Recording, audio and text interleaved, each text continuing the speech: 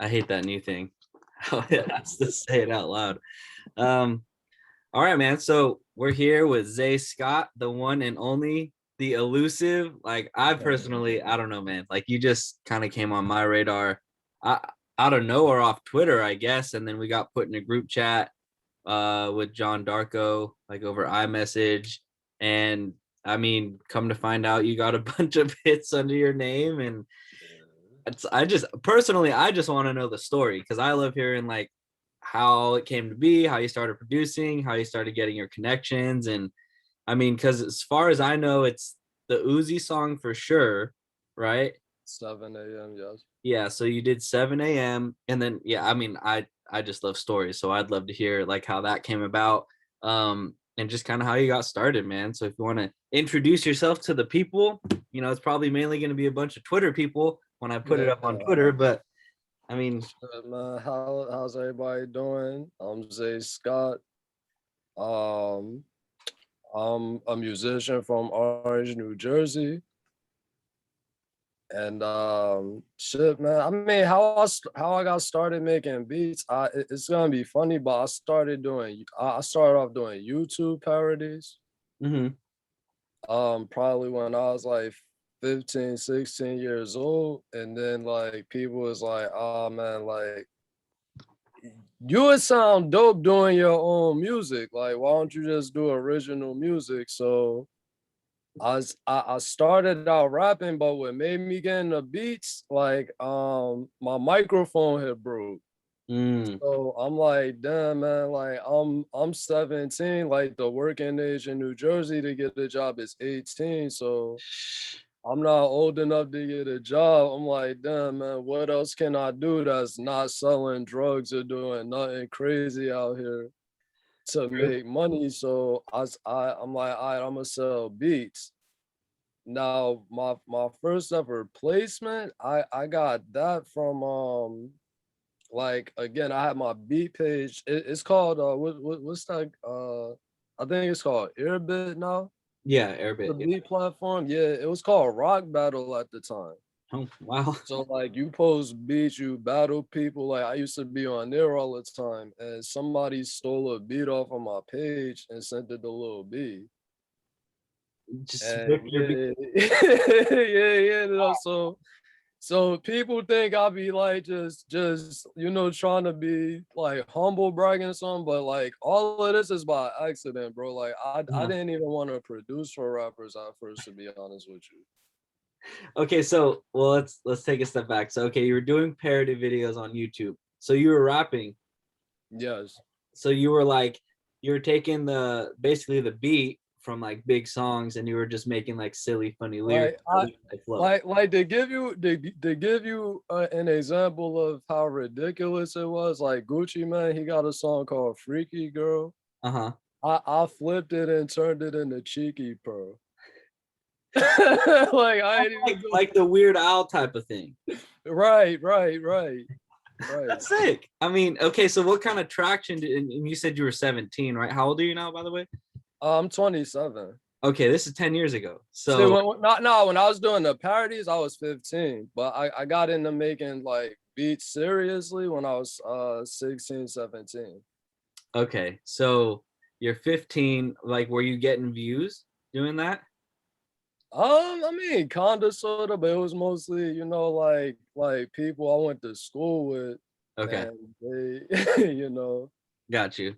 I mean, you're 15 and that was freaking 12 years ago, so YouTube was, dang, that was 2000. This is back when I don't know if you're familiar with a lot of artists back then, but this back when like D Pride and people like that was getting popping. Hmm. Hmm. So like oh 09, 2010. Yeah, yeah, right. That was my senior year of high school because I'm 30, so you're a few years behind me. So Oh, yeah, what's your graduation class, bro? 2009. Okay, yeah, see you 2 years ahead of me. Yeah. So you're 2011, something like that. Mm-hmm.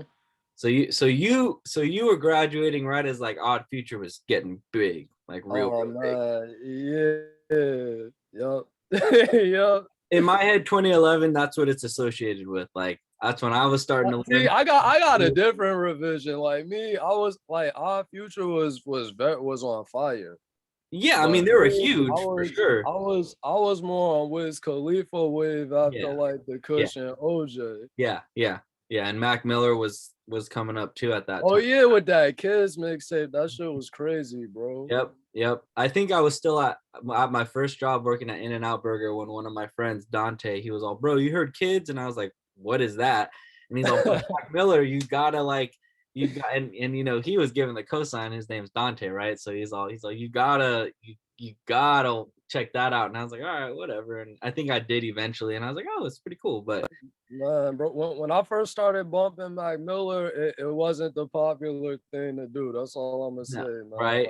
Like, I was trying to put people on. I don't know if you remember when Yellow Wolf was Oh yeah. popping at one point. I was trying to put people on Yellow Wolf. They like, man, get this shit out of here, man. He had his time. He had his time. So So I was definitely into like the backpack. I mean, just any obscure artist. I've been a fan of Big Sean since like oh wait. same, bro. You know, it's funny, like the first time I remember like actually paying attention to his music, it was like probably 1 in the morning when they were still playing music videos on like MTV or something, and like the ass video came up, right? And it was just going. I was like, oh, okay. Like, I mean, it's not my favorite song by him. I have listened to everything he's put out from then going forward and even before that. But like that got me interested, and then I was like, dude, like his flow is nice, like his voice sounds good, like this is different, you know. For But sure, for I sure. mean, he's got some super good stuff, man. I think he's overlooked a lot, honestly. Like obviously he's big, but like just I don't know. I like his stuff a lot. Like I'm always very impressed by like the work that he puts into his work. It's really Yeah, good. no, for sure, for sure. Yeah. Okay, so you're 15, you're doing the parodies, you're rapping, and you're doing that, and then you said 17 is when you started really getting into producing, right? And so Yeah, because I had I graduated, and as a graduation present, I got a laptop with FL Studio on it. oh, already on it. Yeah, so Nice. that's how. But like I said, around that time, my microphone broke, and that was really my introduction to beats. Really. Mhm. I imagine like back then, getting beat sales and selling beats and stuff was obviously not as oversaturated. We're talking 10 years ago. I So mean, it wasn't as oversaturated, but you gotta understand who you was going up against too. Like everyone. you couldn't compete with guys like Vibe, Superstar, oh Johnny Giuliano. He was all over Wiz Khalifa's project, so everybody wanted their beats, man. So you really got your start then by somebody stealing your beat and sending it to Lil Beat, and then eventually you heard that he was And on now it. I'm like, my thought process after that, like, I mean, I didn't really get angry or anything, because again, like, I didn't have that attachment coming in. Mm-hmm. But it was more so like, damn, if somebody else could do this with my work, like, I don't see why I can't do this and Mm-hmm. send it myself now. Okay, so you started sending beats then at that point to artists. Um, nah, not right away. I was trying to reach out a little bit, you know what I mean, to get more work with them. Mm-hmm. And I mean, just in between, like whatever he didn't pick or wasn't rocking with, then that's when I started sending it out to other people. And how were you getting contacts back then? I was big on Facebook, man. Like Okay. I maxed out my Facebook account, Yeah. and it's crazy because me and my cousin we sat down and made a plan. I'm telling him like, bro, I don't know what I'm about to do, but I'm gonna make this happen. And I just started adding people, being in Facebook groups, posting my links, and that's really how I got my start and started developing a following. Okay. So you were following people like within the industry or like liking pages of artists and stuff. And Yeah, like the first ever industry artist that I actually became friends with, rest in peace, Slim Duncan. oh wow. Like, yeah, I had his official page like in my friends list, Uh-huh. and that situation happened and he passed away. Right. And after that, I mean, that just inspired me, man. Keep reaching out to more artists and network more though.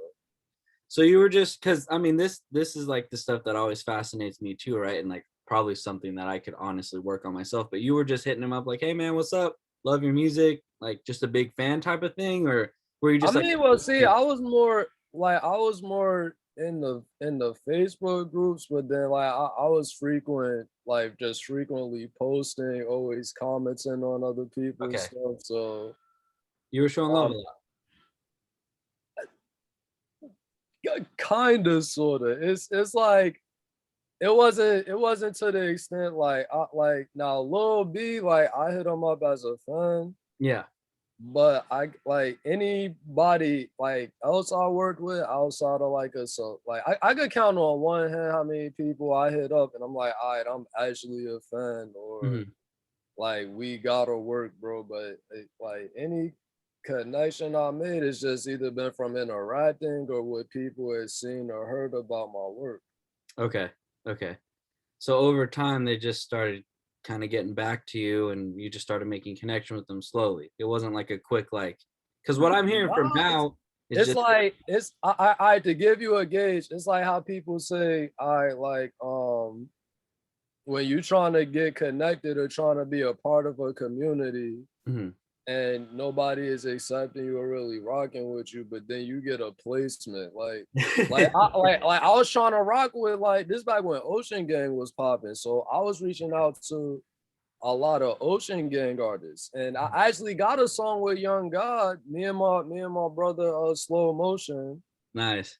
But he wouldn't credit us. You know what I mean? It was like, oh, Yeah. we couldn't even you can still go to the YouTube videos to this day and see my brother's comment like, yo, we produced this. Wow. And I want to say it I mean the Lil B placement, it got a lot of the smaller artists to mess with me, but what really made people really hit me up was when I got on Soldier Boy's Juice 2 mixtape. That's when Okay. people was like blowing me up like crazy. And you had a bunch of songs on that, right? I had two songs on Juice 2. Okay. Which ones were those? It's a song called Racks, and then it's another one called Coming Through. And you were like credited and everything. I mean, not credited, but I had my tag on the beats and everything. So Okay. when people heard my tag, it was like, oh shit, like That's awesome though, man. I mean, that's like OG. and but the thing about Soldier Boy though, like I had that email, all right, and this is why I gotta give props to how Soldier Boy works, Mhm. because I had his email since February of, let's see, 2012, Mhm. but I didn't send anything until the day the project was coming out, which is September 4th, I think it was. Mhm. So I actually took the day off of work to send make and send beats that day. So Okay. I'm like, I send the beats and I noticed he pushed the project back. So I'm like, like I'm not on this, whatever. But Yeah. hours later, he pushed it back again because I sent them three beats total, but I sent one beat and I sent another beat an hour after that. Oh, okay. So when he delayed that, that was my fault because I kept sending beats. And he liked them a lot, apparently. Yeah, and I ended up on a project, and I'm like, damn, like that's crazy. That's awesome. I mean, that's a super cool story. Like he liked him enough to be like, oh, all right, we're gonna push it back. We're gonna push it back some more. Man, it's been times where I've produced a record for him, like I sent him the beat, and he's had the song done and the video done and out and released like the same day, if not the next day. He's working. Big time. That's nuts. So you still have a connect with him? I mean, he don't follow me on Twitter, but I don't really look at stuff like that, man. Yeah. It's just Yeah. I just don't be sending beats as much as I used to. So Mhm. But my most recent record with him, done probably like 2018. Hmm. I had some stuff with him, but Right. I got hella unreleased stuff with him too. But even that's out, we have over 100 songs out together. So Soldier Boy always gonna be my dog, man. Yeah, yeah, yeah. 100 songs out or like in the No, vault? just out alone, like at least 100 of them songs out. Gosh. I mean, yeah, that's well, see, and that's the thing too. Like, I think people forget to realize, even like me, right? Because I mean, I'm 30, but I've only really been pushing for the last 3 years. I've just played guitar my whole life. But I mean, you've been doing this for 10 years, you know? Like, so yeah, I you mean, got man, I mean, yeah, I mean, when I think about it, it be like half of me is like, damn, like I really been doing this for a while. mhm, But then another half of me will be like, damn, like what took me so long to discover music? Because mhm. I don't tell a lot of people this, but my aunt, she used to work for Jive Records in like their heyday. So Okay. like when Usher was first getting like she has pictures with Usher, like when he was first getting popping, bro. That's yeah, man. There's always a lot of times it seems like there's like one person in a family that could, like, you know, that has really big connects or whatever. I know there's Mhm. one guy for me, he's a little bit of extended family, but like, I mean, I guess like you could always reach out to those people, but like I was watching the Keem interview like a couple weeks ago or whatever, and he was like he didn't reach out to Kendrick until he was like ready in his eyes, until like, you know, Bro, I have a cousin that used to I don't know if I should be saying this on here, but I have a cousin that used to ghost produce for Timberland, bro, and I still never talked to him. that's crazy. Like I'm gonna do this by myself. Like I refuse. Like Hmm. Hmm. so that's how that I mean that's another thing that inspires me too. Like having people that have those connections or touch certain people in the industry Hmm. and still pushing and doing Their it own by thing. myself. Hmm. Yeah, no, of course. And it seems like just from like what I've been seeing from like the group chats and stuff, like you've been pretty big into the sync thing for a while, right?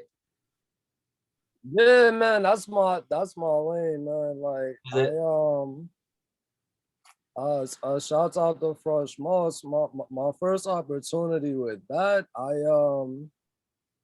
I really got introduced to that working with National Geographic. How'd that come about? Um, th- just being in the right place at the right time. Like an artist I was working with at the time, Fresh Moss. Hmm. Um, he happened to have the connect and put me on. Like I used to be around him every day, so it just made sense Hmm. and it worked out. Okay. Yeah, I mean, cause see from what I've heard from sync stuff, cause I did last summer, I think I did Gummy Beats course for TV sync placements, and he's really big on submitting stuff to the libraries and just having a pipeline of stuff always going out there and labeling your stuff correctly for the sync libraries. But I think I asked you about this recently over text or something, and you're like, yeah, I mean, you can do it that way, but it's a lot easier when you have somebody who's connected to these placement libraries opposed to just I mean, submit. because you gotta look at it like this, right? If I submit to like a sync library, right? Hmm. How many records am I competing with as Oh yeah, opposed to if I send it to a connect within there? I'm still competing, but I'm still competing for my team. Like it's yeah. me and the people that's a part of what we're doing Hmm. and signed to. Right, right, exactly. Are you signed to anybody? I'm not like a co-publishing deal, but I'm in an administrative deal, Hmm. and it's just like to collect my publishing off like retroactive royalties and stuff. Okay. And then I'm under contract with Bravo TV network. Like I do background music for like Real Housewives. and stuff like that. That's crazy. That's awesome. Like Mhm. for the newer episodes, or like, because I know reruns and stuff, they'll put in new music too for, or like for sports games. I think that is. Well, it's I mean, I started doing it last year. Mhm. So I mean I guess you if you classify it as one of the newer episodes, and Mhm. yeah, Yeah. it's also shows that's not even out yet that I'm still submitting music for like every day. Yeah. And that's your thing. That's your lane. Mhm. Jeez. Yeah, because yeah, I mean that's what interested me in that course last summer. Is And like, and to build off what you're saying, I actually skipped something. mm, But before I even got into making beats, like because my mom, she's like big on club music, mhm, and like club music is a big part of the New Jersey culture, like with mhm. Jersey Club and all that. So I started out more so with house music and club before I even got into making actual beats. Okay. House music, like I don't want to say like techno, like house music, but like original house music, right? Yeah, like I mean, you older in the game, so you probably know about songs like Percolator Yeah, yeah. so, That yeah, like songs like that. Yeah. isn't that PD Pablo? No, is it? No, who is it? No, Nah, it's not it's time for the Percolator. so okay, so yeah, yeah, you're talking about that kind of music. Because whenever you say like Yeah. club music, I'm my head's not even there anymore. But yeah, I mean, I've heard that kind of stuff. Okay, Yeah, like that sound. club bangers out there, New Jersey. That's awesome. Okay, well, so where does the Uzi thing come into place? Because that was I right when I heard that that was you who produced it, I went to listen to it because I Okay, don't listen to a lot. okay, Lil Uzi. I with that, I'd actually been trying to reach out to Uzi since 2014. Before he was popular. And again, like back then, like this is probably like when was I? Around like 2015, 2016. This is when I was doing like a lot of melodies for people. Hmm. So like basically like how loop makers do now, like like I was doing that back, like I was calling myself the melody man back in 2015, 2016, bro. Okay. And um just sending my stuff out to bigger producers, like I got loops to DP Beats, like something me and Lex Luger had started on, and sent it to DP Beats, and Uzi ended up hopping on it. But I didn't know about the record until 3 weeks after it came out. So you had a connect that was connected somehow to Uzi. It connected to Uzi, yeah. Okay. And I didn't know the song was out for 3 weeks. That's insane. And that's like, is that one of your bigger ones then to date? 7 a.m. Yeah, definitely, Yeah. big time. Um, shit, my I like some of my the second artist I'm most known for working with is Soldier Boy, Hmm. like simply Hmm. because of how much work we like Yeah. from. I was on all of Soldier Boy's projects from Juice 2 in 2012 up until like 2016 nonstop. So any project he put out from then to like 2016, the end of 2016, I was on it. Have you, I mean, do you have a lot of like stories of you linking up with him? Or was it mainly through the internet? I never linked up with Soldier Boy in person, bro. Like we've talked in DMs Yeah. and worked on, like we collabed, like virtually and stuff, but it's never been like I actually collabed on stuff with him for like Nicki Minaj and Lil Wayne album. Like it didn't make the cut, but that's like how close we were working though at that time. That's crazy. That's insane. So then have since what? Since you were 17 until now, like have you just been doing music? You haven't like had a job or anything? Music is all I mean, oh no, like all right now my job history. I got my first job when I was 18. Mm-hmm. Right, right. I worked at Auntie N's. Okay. Now when I got the little B placement and people was like, oh man, who that? Like just trying to clown little B like, oh, this white. I'm like, man, fuck y'all, man. Was that And then before like the Van song came out or after?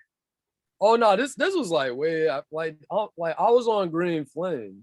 Oh, okay. Okay. Um, so I had the songs on there. I'm like, all right, but I got the Soldier Boy placement because I told you I took the day off and got Yeah. the Right, Soldier right, Boy right, right. placement. I'm like, man, forget this job, man. But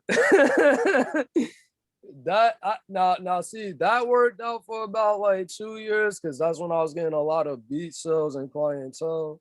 Mm-hmm. But once that slowed down, like I got kicked out of my parents' house, Mm-hmm. and I had to face reality and keep it real, man. I'm like I gotta do something to supplement Right. what I'm doing because music itself isn't doing it for me right now. Mm-hmm. And I ended up working housekeeping at a nursing home. Oh wow. So yeah, like I did housekeeping and they ended up switching me to laundry. So I was working housekeeping and laundry at a nursing home. Okay. Okay. When 7 a.m. it came out. Now that didn't change everything, right? Like it's not like you were like, all right, cool, I'm balling now, I'm done with this, or did you were you able to stop working? I mean, what changed it for me is again, rest in peace to my cousin, Sue Jones. He was actually managing my career at the time. Mm-hmm. And he just be seeing like he like, yo, like, cause I posted the song on my SoundCloud. Mm-hmm. And what a lot of people don't like, people be like, oh yo, how did I hit the #1 spot on the SoundCloud charts off of my post at 7 a.m. But Oh. I was able to do that because they filed a copyright claim, Mm-hmm.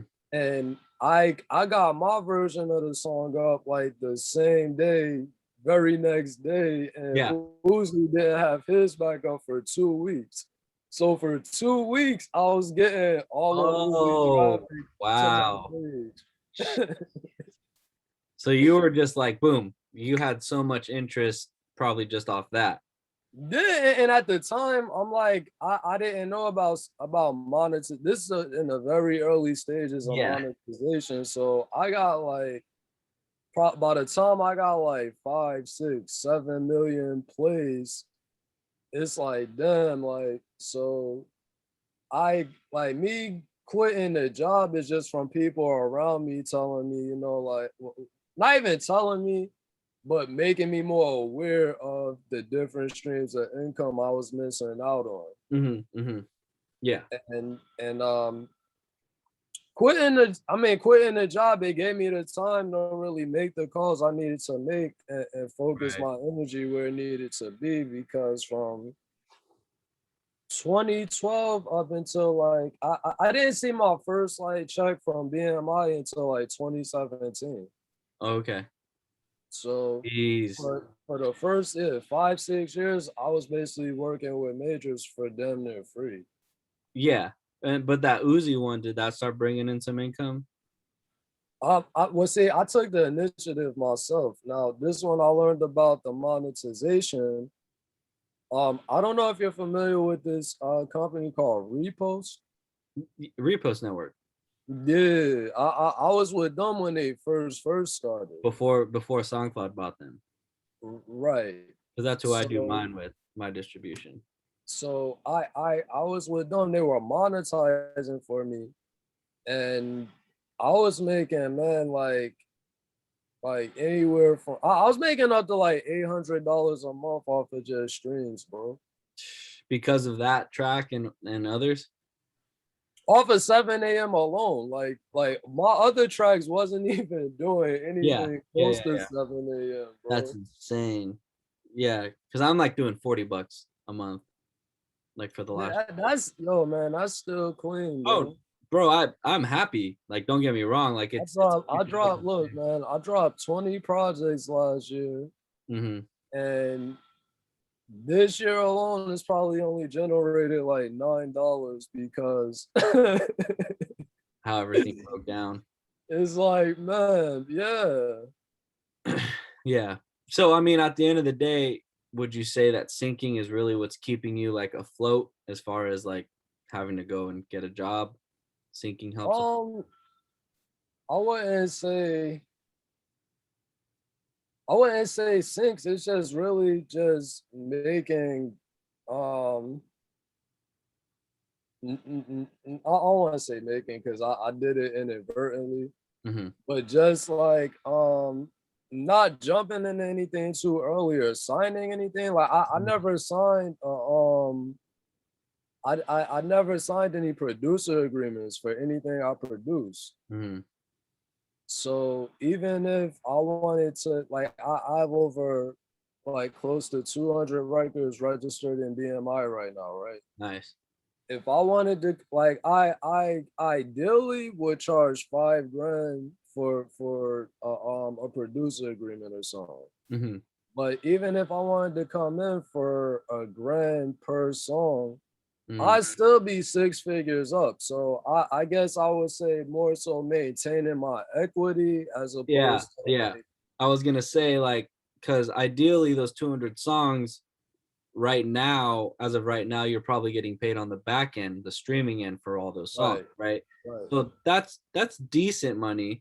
But if you gave up your It fluctuates too because course, of course. with a lot of people, I'm gonna give an example. Like, are you familiar with FBG Duck? FBG? FBG Duck. No, not really. He's an artist from Chicago. Mhm, I produced a song for him, and the song, like it when he was alive, it wasn't really generating anything. mhm. But the month after he died, like the streaming on YouTube alone, I was able to get $15 off. So that plays a role too. Like when artists pass away, or if it's like even Soldier Boy, whenever he does something that puts him back in the spotlight or has people talking about him, like that fluctuates the Mhm, royalty. mhm. So Yeah, it's a lot of different factors. and it's like I think what people don't realize too is having 200 songs registered on BMI, generating something every month adds up. Like it really, like it adds up to something. And like you said, it fluctuates, and that's where like for someone like me, what I'm learning, right? Because I've done this in terms of like really pushing for like the last year or so, but just full time for the last few months. It's like one revenue stream kind of dips down. So I'm over here like, all right, then let's up the mixing clients, like let's up the custom beat clients. Like let's generate work for ourselves where we can stay And alive. and see that and it's crazy. Like I'm blessed to not have to, be I and then too planning. Like I always tell people, like I moved with intent. Like I came in at 19, 18, 19 years old, telling myself, I'm like, I'm not gonna be the most popular. I Mhm. don't have to be the wealthiest in the room. But I don't want to be 27 years old still in a position of where I have to make beats to survive. Right, right. And I don't make hardly anything off of beat sales, like beat stars and stuff. Like, Bro, I haven't sold the beat since 2017, bro. right. like, It's there, like, but it's just kind of something that's there. Like a guy hit me up and we're talking right now, and I sent him my BeatStars link. I could have sent him my SoundCloud with all my beats, but I sent him my BeatStars link because if he wants to buy something, buy it. But it's such a small percentage. then you learn what a hassle it is when you start working on other things. Like, bro, like I'm arguing with you about like pennies. about maybe $50, but if I'm being honest, it's 25 because I still got to pay my friend who I probably made the beat with. You know what I mean? Right, and I noticed that too, man. Like a lot of people don't break bread with collaborators. Yeah, and that's integrity because honestly, for me, lots of my friends don't even freaking have BeatStars profiles, so I can't put them as a collaborator. But me being like a decent human being, because a lot of stuff, let's be honest, it's Venmo, it's Cash App, so I'm getting sent payments for exclusive payments on beats or whatever the case may be. And if I wanted to be that guy, the person that I worked on the beat with, I could block them, block their number, block them on everything, and take the $100 payment and just be like, nah, it's cool. But for Yo, me, man, and I'm an advocate for that too, man. Like, cause I've collabed with a lot of people yeah, yeah, and gotten placements with them. And if I'm the only one credited, I'll be like, nah, man, like such and such made the beat too, or yeah, tapping with such and such after as them or well. Like, whatever.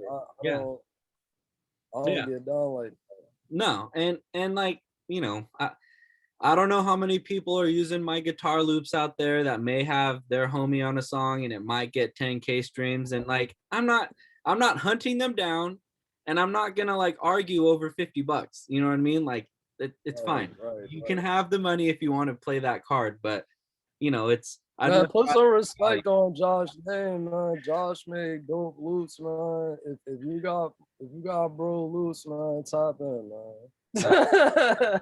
and because I think there's always that thing too where it's like, man, like, yeah, like a lot of people have my loops or mine and Drake's loops or whatever. um but it at the end of the day, Man, like, but everybody don't make beats the same. Like, I mean, I get where they're coming from to an extent, but everybody don't cook up the same way. So I yeah, don't really. yeah, yeah. And that's why like very very similarly to how you have 200 songs in the pipeline registered on BMI, the more loops and stuff I get into people's hands, the more possibility there is for something to go off or a sale to be made or Bro, I have beats where it has like it might have 2 or 3 different songs to the same beat, bro, from major artists. yeah, Like yeah, it be like that, bro. exactly. And a lot of these people, kids or not kids, closer to our age, they're just like, man, I'm just waiting on that one song. And I'm like, bro, if I was doing that, like, first of all, my wife would be pissed because there's no money coming in.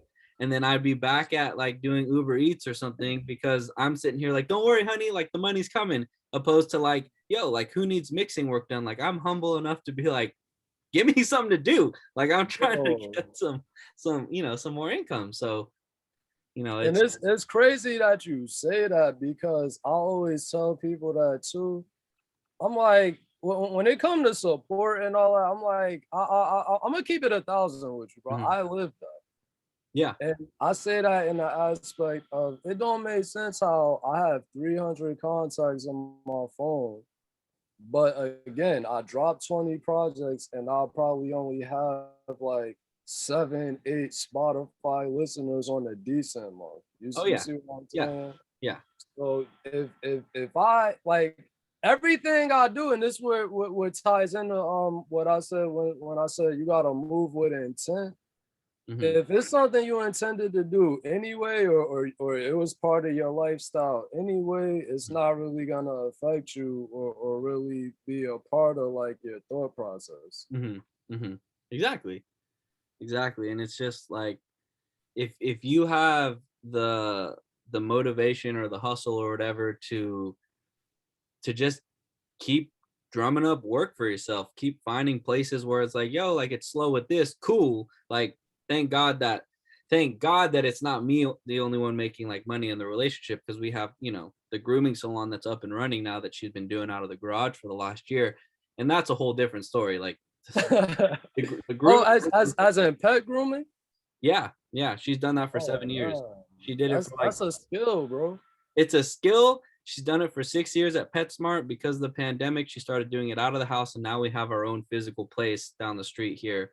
And I was telling my barber like 3 weeks ago when he cut my hair, I was like, bro, like the prices they charge for like cutting pets is like, he's like, bro, I'm in the wrong business, because like what I paid for the whole thing, the beard, the haircut, everything, the scissor cut, is the low end of what a groomer gets for a dog. Like some dogs are like, and cats are like 120, 150 bucks, like just for one pet. Like it's insane. That's a whole different conversation, but thank God I'm in a position where she's like, all right, you know, go ahead, like build your business as long as there's revenue coming in, you know, and I'm, you know, I take mixing lessons every week now, like audio engineering lessons from my mentor who like charges ridiculous prices to clients for custom beats and mixing, and you know, it's expensive, but it sounds good. So like learning how to be better at that so that you know when the program that I run like for these clients, when it's a little slower, you can up the mixing, and then when that's a little slower, you can be like, yo, who needs guitar work, you know. And that's why it's good to have a few things that you're good at. The thing that I'm probably best at is playing guitar, but if you can do everything well and work and develop that craft, those skills will take you and keep you through the tough times. But if you're only like, bro, I make hard beats, it's like, that's great, so you're on Well, beats. I mean, a majority of my money, bro, is made off of just me as a person. Like I really speak to people and interact. So Mm-hmm.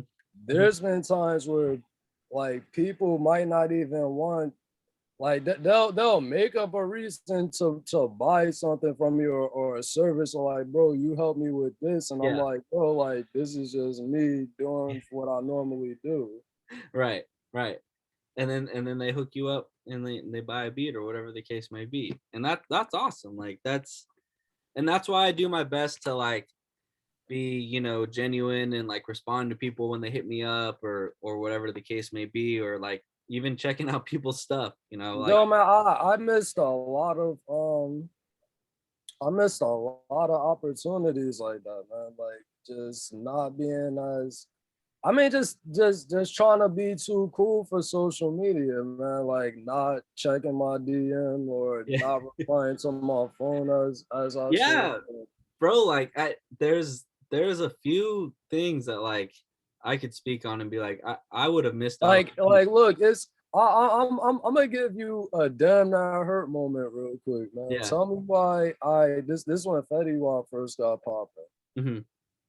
Hmm. Um, one of his producers, I go and look at my DM. He tried to hit me up a year before Fetty Wap even got popping to work, bro. Another example. 808 Gods, like they was on Amigos album. Hmm. This is back when I was living in the same city. Hmm. Like I'm DMing the page. They like, yo, you know, I stay in EO too. Let's link. Woo woo woo. And I was like, I don't know. I just didn't feel right about it, or like cause like being from out here, you can't really trust everybody. So I'm like, all right, this just a catfish page, man. Forget this. And then next thing I know, they on the Migos album. I'm like, damn, man.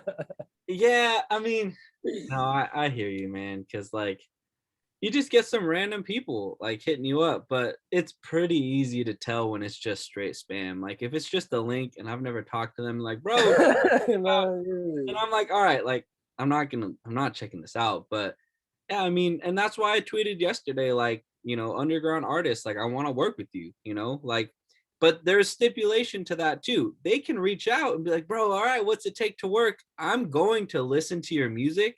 If I don't like your music personally, like if I'm not feeling it, then it's kind of hard for me to be like, all right, here's free beats, like let's go, like, and free, you know, on the back end. But there's just, you know, of course you want to find that one artist that you work with so you have a Metro Boomin and 21 Savage like relationship, of course, like that's And see, I think that's why a lot of my relationships work. Like another thing a lot of people don't know about me is, I mean, apart from Lil Uzi Vert, mhm, any artist I've worked with, like even Wiz Khalifa, like I have at least 2 or more songs with him. mhm. So it's not just like a one and done type. Like I really like the Yeah, what songs do you have with him? well, Wiz, I got one unreleased one with just him on the hook. Mhm. And then it's one called with an artist named Miko called Level 6 Stage 3. That's out. You can find that on SoundCloud. Okay, cool. Yeah, that's insane.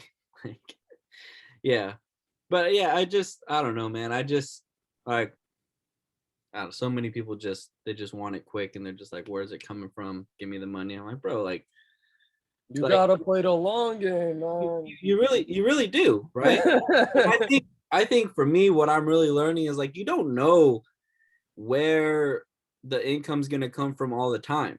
You know what I mean? Like it's just you can't just be like, all right, I'm gonna make it on BeatStars and spend $5 a day and maybe make $300 a month, but you spent or $200 on promotion, so you made $100, and it's like, bro, like that's what do you like?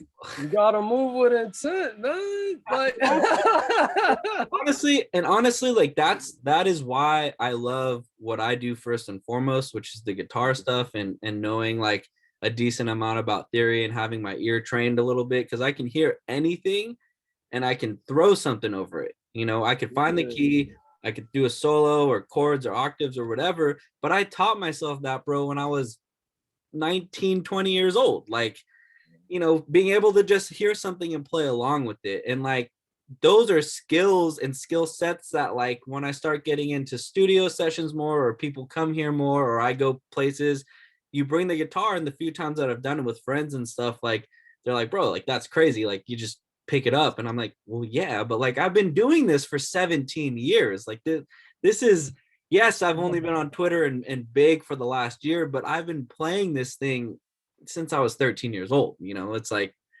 and that's where the skill set comes in and being able to hear a melody see, that's crazy you say that because how you are with the instrument stuff, that's how I am with songwriting. Like yeah. I have songwriting credentials as well. Wow.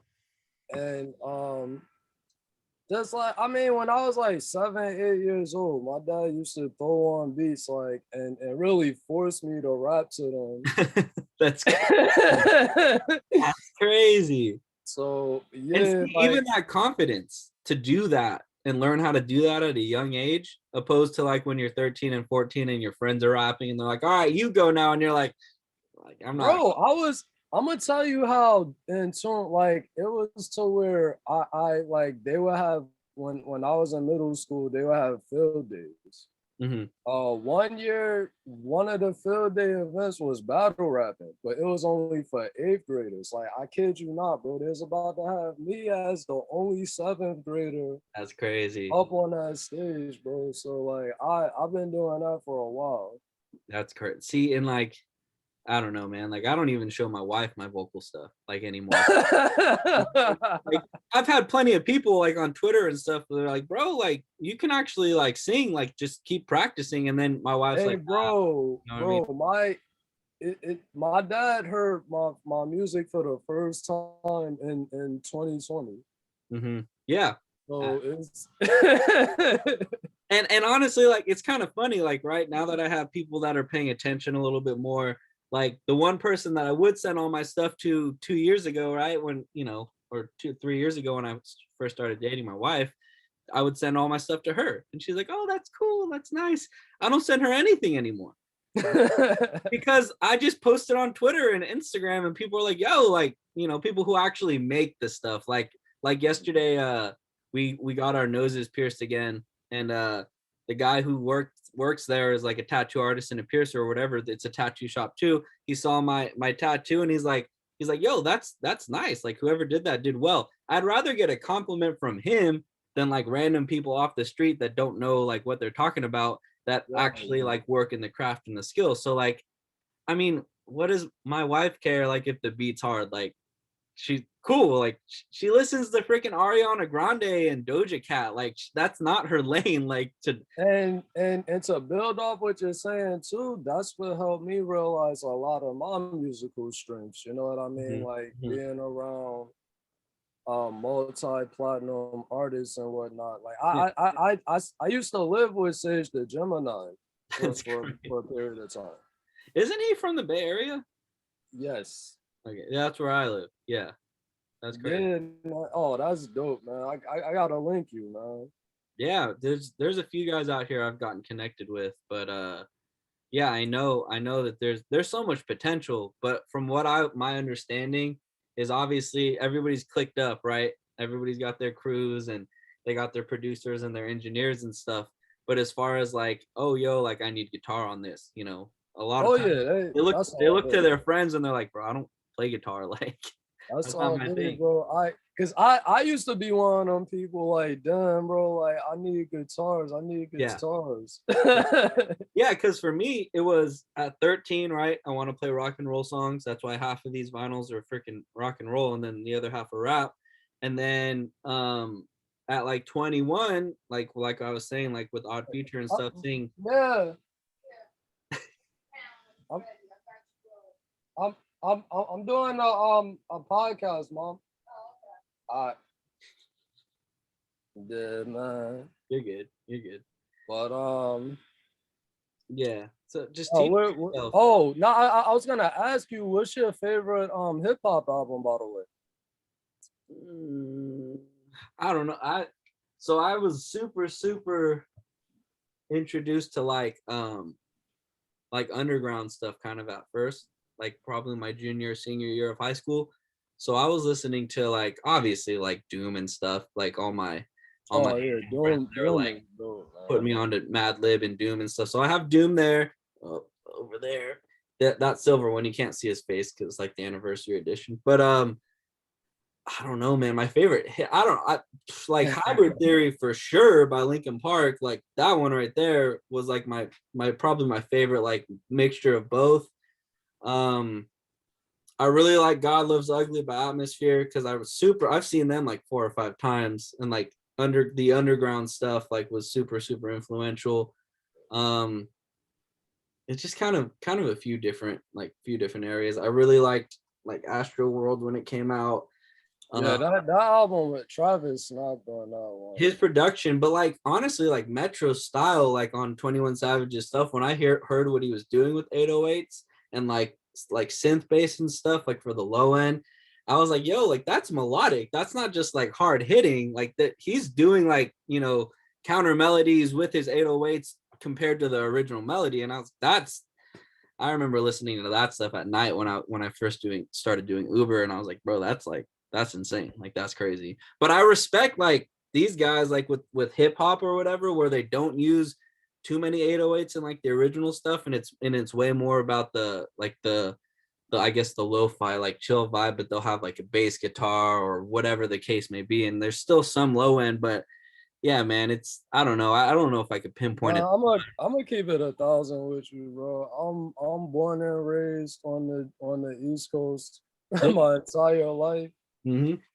and I mean, boom bap beats have a special place in my heart. But I'm gonna tell you a secret about me. If music still sounded like Tupac and Biggie, I Yeah. would not be making music. Like No, I no, would no. Trap survive. music, bro, like trap music for sure, like helped me want to be like, bro. I remember like this is probably like 2011, 2012. I was on the east side with my aunt's boyfriend at the time, and that was back when I still smoked, and we smoked and we were on Fruity Loops on his computer trying to turn a bass pluck into an 808. Like we spent like an hour and a half trying to make that thing sound like an 808, just because back then it was like, bro, you hear those 808s and that trap sound and you wanted to recreate it. I had no idea how to do it back then. And we were just trying to make an 808 from a standard bass pluck from Fruity Loops, and I was like, bro, I know how it sounds, I just don't know how to make it do it. He's like, no, me either, bro. Like we were just sitting there for an hour and a half, but that sound, man, like I don't know, it's still what I go back to and make. I'll make other stuff, but I love combining it with like mellow guitar and laid back guitar, because that's kind of like a step.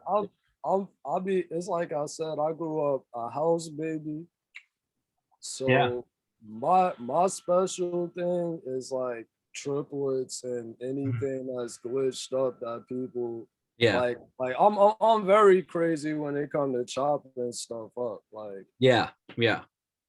That's crazy. Yeah, because that's a whole different sound. it's like it's second nature though. Like people will hear some like like rhythm in general is second nature for me. Like I don't know what Mhm. it is. That But was like my dad. He was all about the congas because he's Guatemalan. Like I look white. I'm not white. Like my mom's Mexican. My dad's from Guatemala. He moved here when he was like 5 or 6, and his parents are Guatemalan and Spanish. So that's where I get the light complexion. But yeah, he started with congas, teaching us like, bro, he would play Saturday morning salsa on the radio, like on the radio stations when we were kids, and like that was just kind of normal. And he would play like the congas, like he had all the Santana like lessons tapes from his instrumentalists and his conga players and stuff, and he would play in the church, and he would have to take his wedding ring off because it would freaking split because you know you're hitting those things. And so like rhythm was like ingrained into me. So like when I turned 21, I'd been playing guitar for like 8 years, but then I got a drum set from this girl that I went on one date with. Her like freaking stepfather like gave me a drum set that they had at their house because they weren't using it. And so I started learning drums in the garage, like just putting headphones in, getting my timing and rhythm down and playing to like rap songs. And so like that was also very formative for me as far as like rhythm and groove. So like that trap groove or like that hip hop groove is just kind of what I like learned to play 8 years ago or 9 years see, ago. if I since you put it like that, I got my introduction to like rhythm and music. Mhm. I used to have a Fisher Price radio Nice. and a Bob Marley cassette tape. Like I learned, I learned every because you know my mom, she's from Guyana, my pop's from the islands or whatever. Okay. So I had the Bob Marley tape, but I learned like all the songs on both A side and B side from That's listening crazy. to it so much. That's crazy. And that kind of like sticks in your head, you know? It just even subconsciously, like those are the rhythms that you learn and the grooves that you've heard forever, and it kind of translates into the music too. Are you I mean you're familiar with Beam, right? What you mean? His name is Beam, Beam. I mean now he's got like songs with Bieber and stuff, but his I think his father was really big in dance hall in I'm pretty sure it was from Jamaica. Like his father was a big artist. Yeah, yeah, dance hall and reggaeton is a big influence on Mhm. my percussion for sure. Yeah, yeah. And him, bro, like he started his real name is Ty Shane, and he started as a producer. And he started producing for like he got connected at a young age with like Andy Mineo and stuff. Um, um, and he did that, but then he kind of branched out. You got to listen to him, man. You probably like his stuff. His name's Beam, and he branched out and he started doing his own artist thing, and then he produced for himself because he's a good producer. And now he's got records with, he's got one with what is it like? I think for sure with like man, Bieber is like his most recent. He's got a couple with Bieber now. In the last like 4 months, they came out. So that's a done deal. But he songwrites, bro. Like he's written for so many people. He had a song with Diplo. I think it was Major Laser, and he was featured as the artist on it on like FIFA and like. So it's like stuff like that. It's like My cousin got a song with Diplo. yeah. It's insane, like, but he's got those roots and those influences too, and I've been following him for a while. But he can rap. He's really connected, or he was at least a couple years ago with Cardo. Him and Cardo like produced his whole album in like 4 days or something, just to like kind of throw out there. um but yeah, I mean like stuff like that and influences like that, obviously like Drake has really capitalized on it and made a No, big. Cardo and Sledgerin for sure influenced my sound too. Like I just that remember Wiz always shouting out Sledgerin like bro, on his earlier. that video game sound, bro. Yeah, yeah, Like man, they revolutionized that. They caught that. 100%. And yeah, that's crazy because I'd always hear the names, but you know, back then it's like they're shouting out like ID Labs and everything from Pittsburgh. Cardo on the boards. Well, when I saw like Beam was linked up with Cardo for that whole album, I was like, okay, I paid attention more, like for Beam's like debut project or whatever, and I was like, all right, like this is hard. And then seeing like Cardo be like people asking him like in interviews how he gets his 808s to hit like that. He's like, I just clip it, bro. Like, I don't know what you want me to tell you. So then I started doing that. And I mean, yeah, I mean, it works, but there's not really any space for an artist to go over a beat that looks like this. Man, yo, man, and that's one of the things too. Like, I don't want to say it's held me back, but I definitely missed out on some placements Mm-hmm. because I'm one of them people, like you said, I like to leave headroom. So Yeah, and then there's tons of guys who just want that sound where it's just the knock like immediately, and I'm like, which is fine. If you want that, I can give it to you. But like the engineer in me is gonna be like, bro, they're just gonna turn the beat down. Like there's not really much they can do besides just turning that beat down so that their vocals can sit on top of it. Like that's two things I learned, man. A gem I learned in 2013, man, is you can always make beats louder and shorter, but you can't. It's hard to turn them down and extend them. So yeah. If you make like a 4-minute beat with headroom, you got a better chance of that getting placed than like a 2-minute and 30-second beat that just knocks. Yeah. Yeah. And that's the thing too. Like you can always send the client the beat that's just knocking like crazy, but then you just turn the limiter off and leave the headroom for them to do whatever they want to it, so they have space to work. But I don't know. I'm very big on letting people do their job, man, because I feel it's whatever they want, you know. I'm not an engineer, so I have no incentive to try to take that job or make it to where the engineer doesn't work on the track. Yeah. And honestly, man, the more the stuff besides obviously clientele where you build everything from the ground up for them and make your custom beat and mix their vocals, that's different. But a lot of these guys, they have the MP3 of the beat and then they have their 6 to 10 vocal tracks and that's it. So I'm not mixing that beat anyways. You know, I'm mixing your vocals. That's what you're paying me for. So what's the craziest mix you ever had to do? Like the most atrocious mix? Right now, I won't tell you who it is, but it's the one that I have right now. It's like, yeah, I'm not gonna say but it's the one that I'm gonna work on right now. Yeah, it's rough, man, but I can tell you off camera, like the prices people are paying for something that they got as a backing track on the internet, like for me to mix their vocal tracks, it's insane. Yeah, bro, I can't. Oh my, yeah, this next one is probably definitely. I've had rough stuff.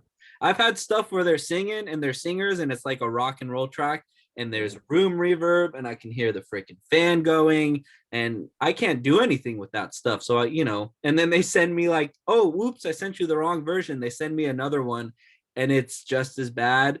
And I'm like, bro, like I got a reference track where like cause my dad was cutting my brother hair one day while I was recording. I got a reference track where it got the buzzing of the clippers in the background. It's rough. I mean, there are tricks, don't get me wrong. I'm learning like the frequencies to cut out for sure to make stuff sound less bedroomy. But yeah, man, when there's just stuff that's in there, like you can't do anything when there's a buzzing. Like it's not like you can or your neighbor mowing a lawn and you ain't got the or the trash cans coming down the side yard. Like, bro, like just re-record that. But there's I can send you, I'll send you like a little video of this because I actually have to get a few things fixed with it before I can really touch it too much. But yeah, bro, there's some insane stuff like and that's why at the end of the day I want to kind of just build with the ground up from people like, yeah, bro, take the beat, but like I'm not going to mix your vocals for free. Like I will not do that. That's where the time and money is. Because I don't know, that's just something I'm not going to do. That's what I did last summer when I was doing $30 mixes for people when I was learning how to mix vocals in general. You know what I mean? Like, And there's, it's clean, bro. Like some of the reference stuff, once I started upping my price and getting cleaner vocals from the artists, that's a big part too. Like, yeah, then clean you songs. mix on Pro Tools or Ableton. I have the suite. So I have, it's funny because like all the mastering plugins and everything I have the Isotope suite as well, like Isotope 8. But as far as mastering, there's so much stuff that comes built into like the highest level of any DAW. It's insane, like for mixing and mastering. You would never guess. Like even Pro Tool or even, like Fruity Loops for sure. Like if you pay for the most expensive level, there's oh plugins. yeah, I got some shit, bro. I finally got the entire like the all everything Yeah, done to an yeah. Bro, there's it's lots of stuff stuff in there. it's, Just a matter it's of your stuff that even when I had the producer edition, that still wasn't unlocked until I bought that yep, the entire version. the suite. Yeah, it's the suite versions of all this stuff. And it's crazy, man. Like it's quality recording, a decent room treatment. And if you don't have decent room treatment, don't use what I have. Do not like produce off of a mic without something around it to give you some deadening of your sound. And if you can do that, you'll get decent quality stuff back from your engineers. But there's just you'll see. Yeah, the quality is a big. I mean, it's just like when you're making a beat, you're not gonna choose sounds you gotta tweak Yeah, for 30 minutes over the rack kick that you could just boom. you know. It's true.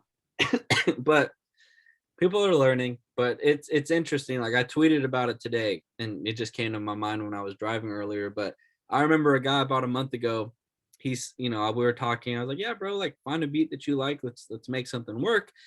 And he's all your stuff sounds so professional. And then I heard what he was making, like recording over, and he's all, yeah, I got like that gritty sound. And I was like, gritty sound is one thing, but like dirt cheap, like just slam the freaking master, and that is not gritty like that. I'm sorry. And he's like, yeah, your stuff sounds so professional and clean. And this is before I knew anything I know now, like as far as mixing. And I was like, I appreciate it, but I'm like, bro, like that sound will work for SoundCloud, but you're gonna put that on Spotify and try to get anybody, even if it is in the right lane of the music that's being made for playlists and everything, they're not gonna touch it.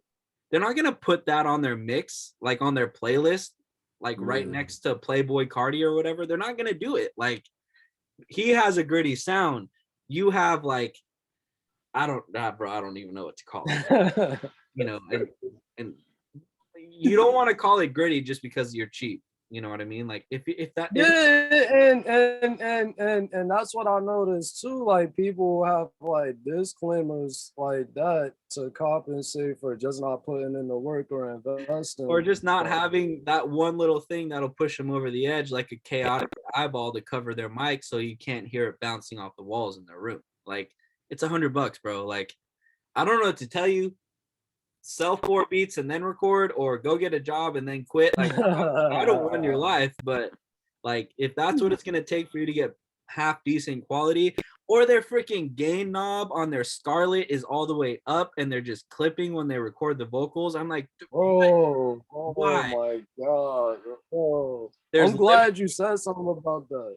limiters on their bounces.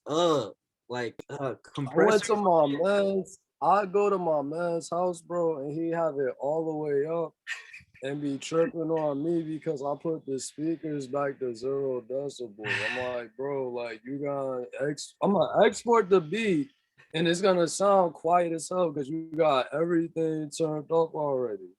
You need to find where you're clipping and pull it back a little bit. And then once you can do that, you're good. Big time.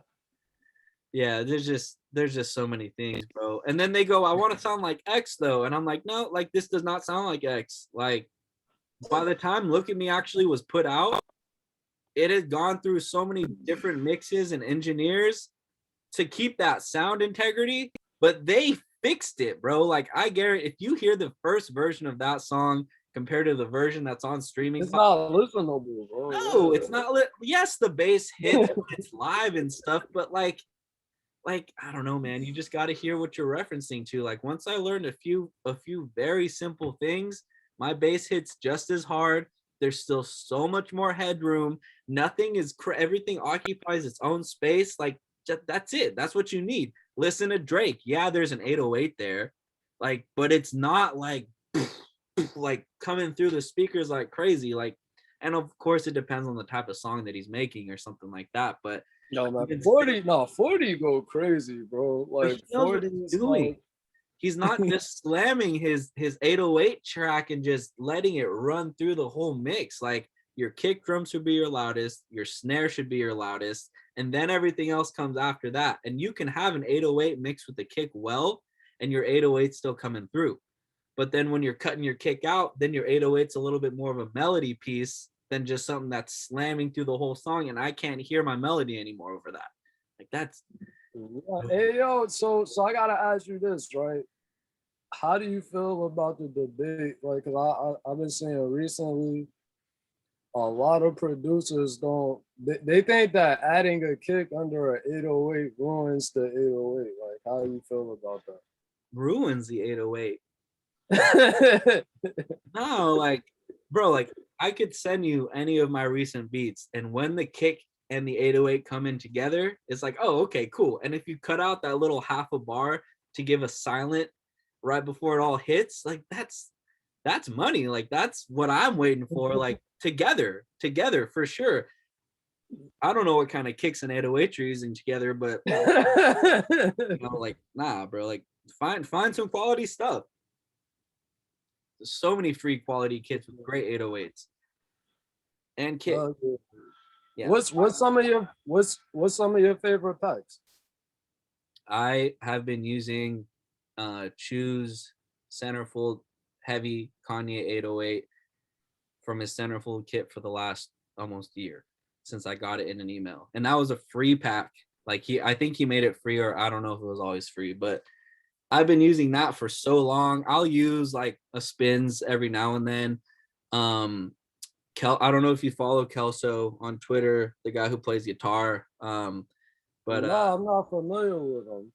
Yeah, I think it's just produced by Kelso. I've been using his kick that he makes because he's super into sound design, and he engineers a lot of people, and he has a clean sound. Once I heard that he had a clean sound when he sent me his kick, that's like my go-to kick, bro. Like it for trap music. And then like snares, I have this like, I don't know who it's from or where it came from, but it was sent to me. It's a Thunder kit. It's called the Thunder kit, and there's some claps and snares in there that are like my go-tos that I love. And then there's like a hi-hat too from that kit, and then I'll just throw MIDI hats and make a MIDI channel and put the hi-hat that I like to use. It's really I've kind of found like a group of sounds that I like to work with, and then obviously the melody adds a different sauce and a different flair. So yeah, as far as melodies, like Ace High Beats, he's got like a 2 GB Anubis kit that he came out with live drum sounds and everything. So I've been using that for fills, like before stuff drops or whatever. So I've been using that like pretty heavily lately, a lot of his drum sounds. Still my standard drum sounds, but then using his stuff to kind of like mix it up a little bit. And then just, bro, packs are funny for me. Like I'll either play guitar recently, or I'll like, if somebody's pack that I really want that I ask them to send me it, I'll make it a point to download it. I get like 5 or 6 packs a week from different producers because I put my email out there once and they put me on their weeklies. And I don't touch them too much, to be honest. The last time I opened one of those packs was when we were in Cabo for a honeymoon, and I had one night where like my wife passed out super early, and I was like, all right, let me download one of these and see like what's in here. And it was cool. I made something cool with it, but I don't really touch that stuff. Like, I don't know about you with packs, but like I'm sure like you're more inclined to open something I send you opposed to like stuff you got in your email that comes every week. Bro, I don't even open. Yeah, and even then, I watch producers have a whole argument in the thread of like, I guess because again, like you said, I got added to some of my email list, mm-hmm.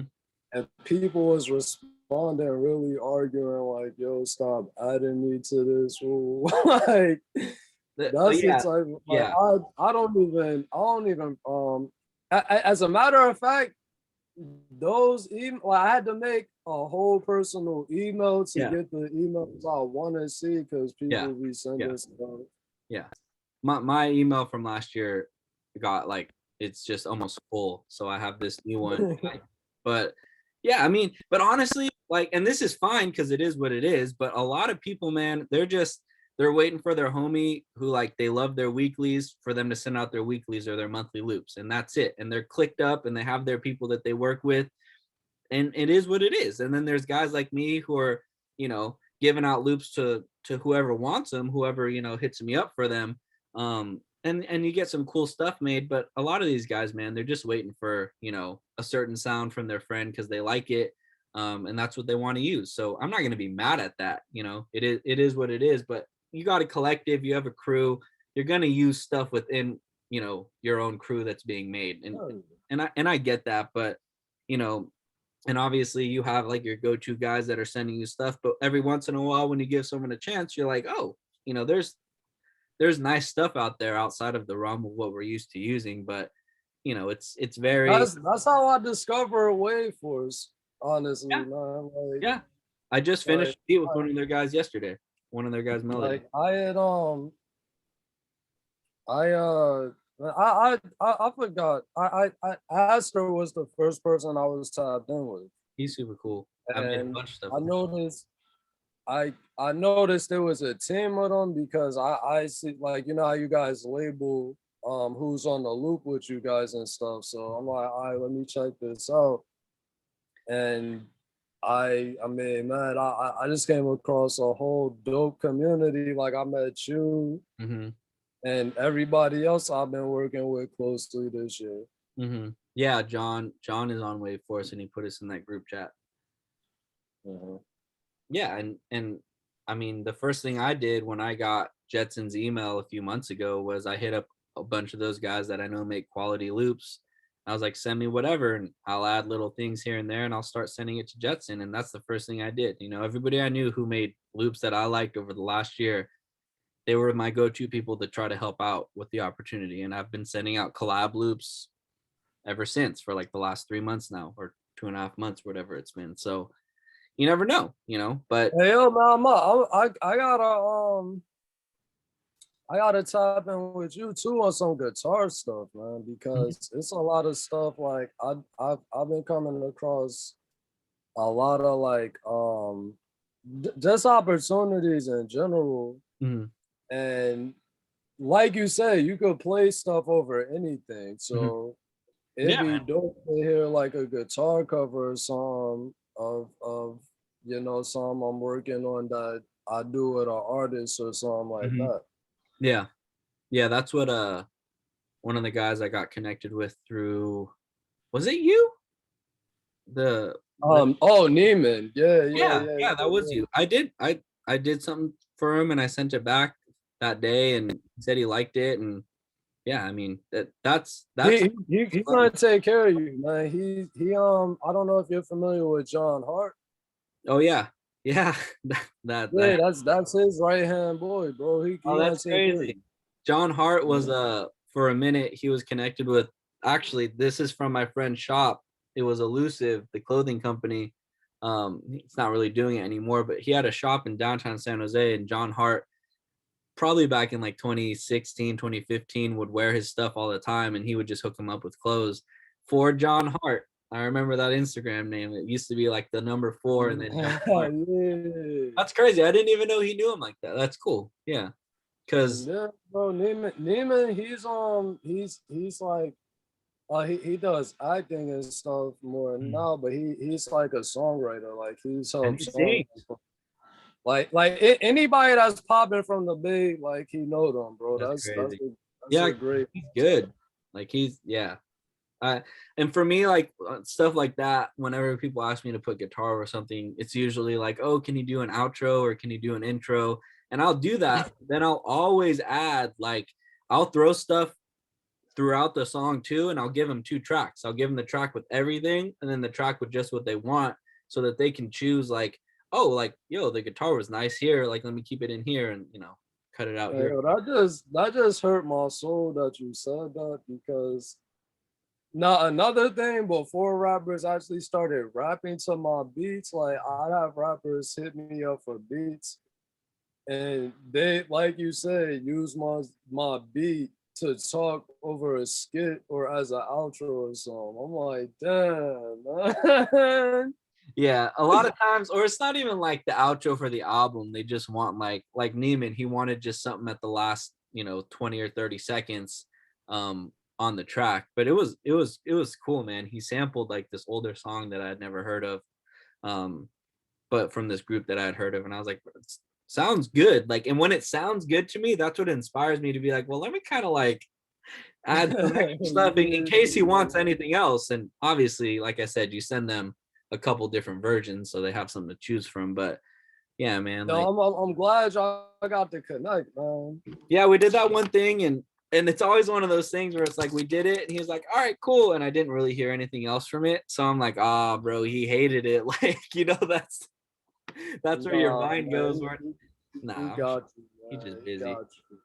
But yeah, man, there's so many stuff like that. Is just, that's the fun stuff for me. Like, that's just when it's, and then when I get paid to do that, you might not feel the track as much, but you're still getting paid to do the one thing that you love the most. And the funny thing is, you can do it so fast because you're so good at it.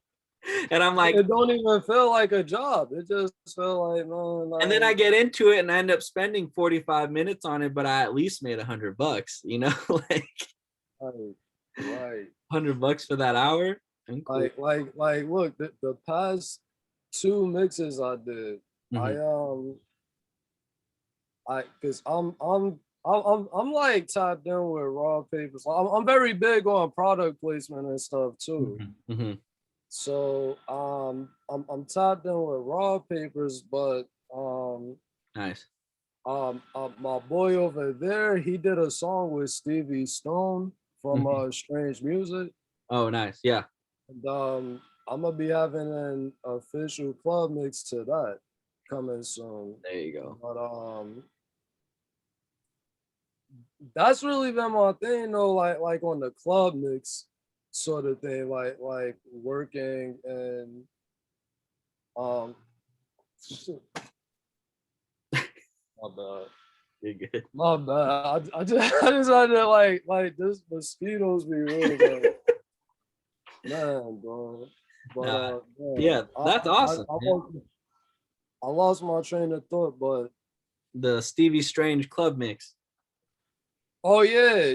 My boy. Oh, I was talking about product placement. My boy Mhm. from Raw Papers. He did the song with Stevie Stone, and that is supposed to be coming out soon. But he wanted to tour that like in Las Vegas Mm. and stuff like that. Yeah. No, and like stuff like that, man. Like my first, funny enough, my first placement was, I don't know if you've heard of Kung Fu Vampire. He's from the Bay That Area. sounds familiar.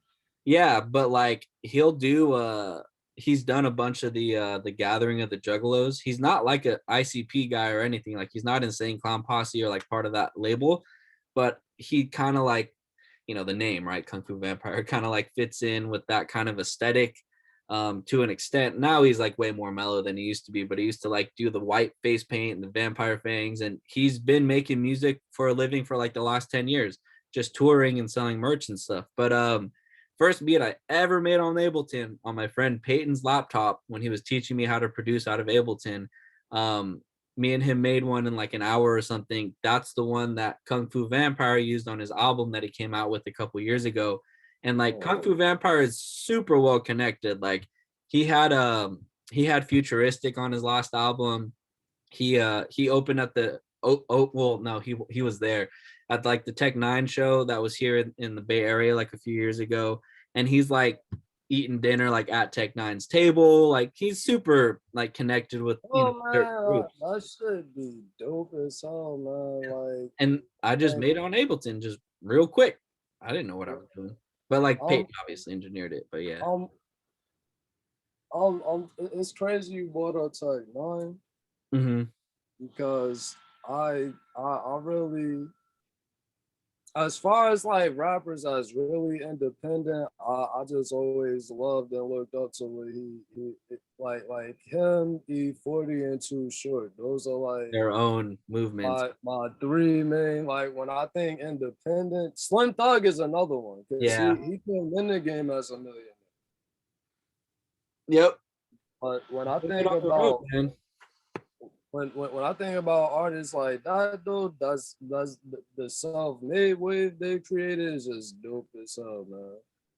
And they got songs, but you know, like E40's got he's on a Drake song. Like it's crazy. Like you never know, man. And that's why like at the end of the day, it might get frustrating, but I enjoy doing this as my own person, not connected to any specific group or movement. You know what I mean? Like I'm cool with people, don't get me wrong, but like nobody's gonna be like, yo, we need a kid out in 2 weeks or you know, whatever. I just me personally, man, I just don't have like, and what a lot of people don't know about me as well. I already had two production teams.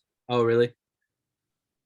Like my very first production team, Cash Money AP was a part of my production team. My very first production team, He's big now. yeah. Uh-huh. Yeah, That's I mean, and that's what I love to see though. Like anybody that I've worked with or even mentored at some point, they've gone on to win Grammys or be oh Grammy yeah. nominated. So I'm like, that's you can't be mad at that, man. No. That's dope as hell. Yeah. And you want to see everyone win. Honestly, like if you're a half decent person, like your your goal is to like, you know, it's like there's a couple of guys right now that I'm mentoring in like my program. Like one of them is doing crazy numbers and he doesn't have that many followers. And I'm like, bro, if you keep this up in a year, 2 years, like you'll blow past me, like for sure, 100%. Like, and that's what I want to see. Like, I want to see somebody work harder than me. You know what I mean? Like, Man, bro, people, but you see a lot of people, um, and I was talking to my homeboy about this morning. Like a lot of people, they'll see that and be happy with the success, mhm. but then let the people around them get in their ear, like, oh, like he should be doing this for you, or oh, like Mhm. Mhm. why you not such and such, and then you in your head, you kind of like, damn, like this person might be right. When Yeah. the whole time everything is just, as is designed to happen. Yeah. Yeah. And like, and that's the whole thing is like at the end of the day, like regardless of where all this takes me, I think I kind of decided a long time ago that I'd much rather have a peaceful social life and be able to go and live and do things and not be like, you know, like I saw like Drake was at a Dodgers game or like rented out Dodger Stadium the other day and he was on a date and like a helicopter saw and they put that on the news, like, you know, and that was like a big thing. And everybody was like, bro, like give this man his peace, like give him his Yeah, space. And I, you don't get that.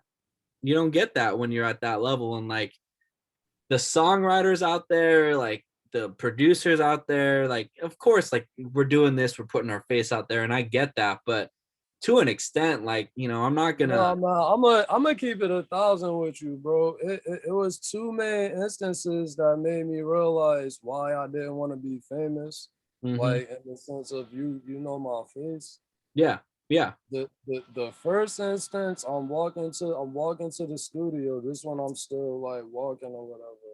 Walking to the studio, and this dude comes up across the street, and I'm like, okay,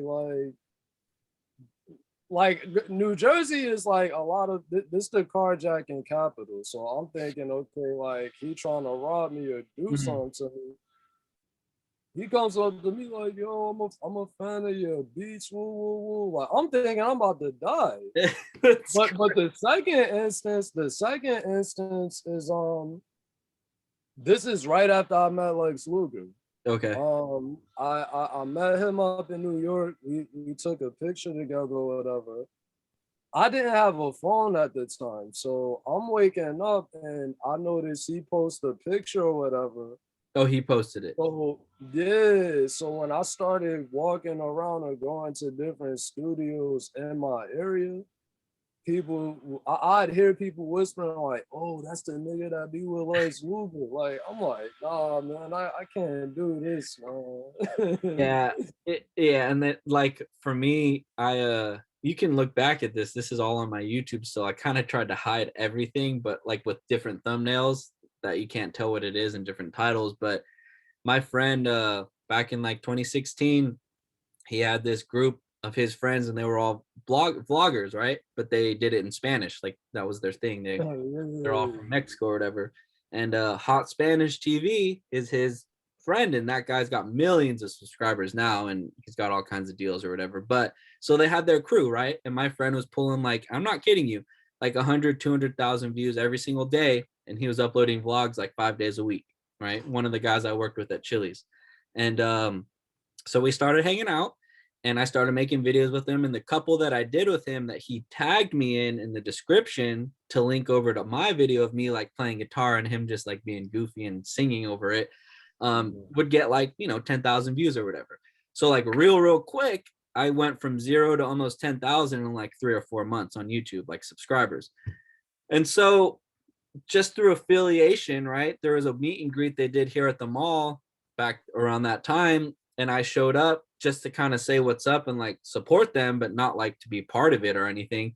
And like 10 or 12 kids were like, "Oh my God, like you're Josh. Like I know who you are. Like you do videos with Bebe Boy." And I was like, "Yeah," like, and it was cool, but like they could not leave through the front door. Like they had to leave through the back entrance, like just to get to their cars so they could go and like have a life. And like, and I made a Facebook post about it that day. I was like, I don't want that life. Like I had a few kids say what's up to me and notice me, and probably others that did that were just too scared to say anything. But like that's not fun, bro. Like I can't go to the movies. Oh, I ain't gonna lie. And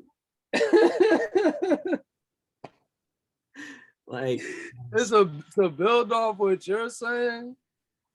I felt like that when I would go on tour, mhm. when I was on tour, and I'm like, you know what? I don't normally do this. So I'm like, you know what? I'm gonna be bold and tweet out or tell my location every day, like just to see Just to see.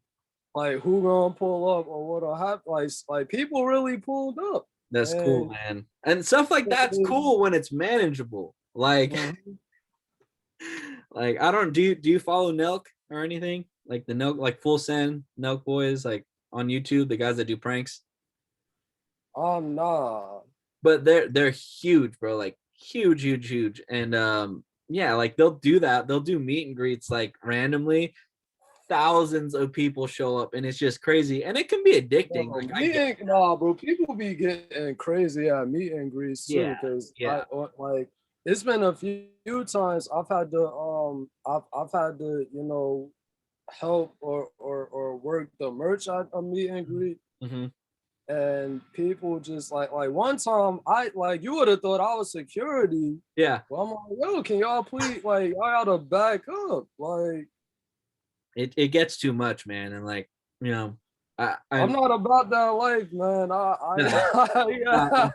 like I don't think so, man. I don't think I'd much rather do like, like Flying Lotus, the Yeah. producer. Oh my He's like God, Captain Murphy, right? bro. He's Captain Murphy, but Oh like, my, yo, yeah, bro. Hold on. You the first person, bro. Flying Lotus. Wow. Wow. You the first person that I've talked to that knew who that was without me having to ask Oh yeah, or like, man, bro. bro. He's got a radio Him, station on GTA 5. Like, you gotta know who bro. Flying Lotus is. Flying Lotus, and are you familiar with Flume at all? Flume? Yeah. Yeah, yes. Flying Lotus and Flume is what I've always said. If I was ever gonna perform in front of people, I want to get paid just to play beats. Like I don't even Oh need to yeah. like No, yeah, do they're nothing crazy. crazy or like Flume, bro. He gets paid to play beats. Like Oh yeah, yeah. I know, man, and it's not EDM either. It's like, it's beats. Yeah, that's crazy. Who's XXYYXX is Yeah. dope too. Yeah. I only know of all those guys except for Flying Lotus. I'm pretty sure Flying Lotus I heard of through like Tyler the Creator or something, but like XXYX, like that's all like SoundCloud stuff. Like that's what I'm remembering. Flume for sure. Like his synths, ooh, like yeah, that it was a bit more EDM back in the day, but yeah, like that was for sure, yeah, myself. But like that's what I'm saying, like Captain Murphy, right, is like Flying Lotus's alter ego. That's his alter ego, yeah. But nobody knows really what he looks like, so he can live his life and do his thing and not be interrupted like at the grocery store. You know what I mean? Like, yeah, it's funny though. Like my dad is one of my biggest fans. Like at any family event, right? He's like, hey, he'll tell like, a few people that like follow me on social media or whatever, be like, oh, he's like pretty big on Twitter now, blah blah blah. And they'll come up to me and they'll be like, oh, so you're big time now. And I'm like,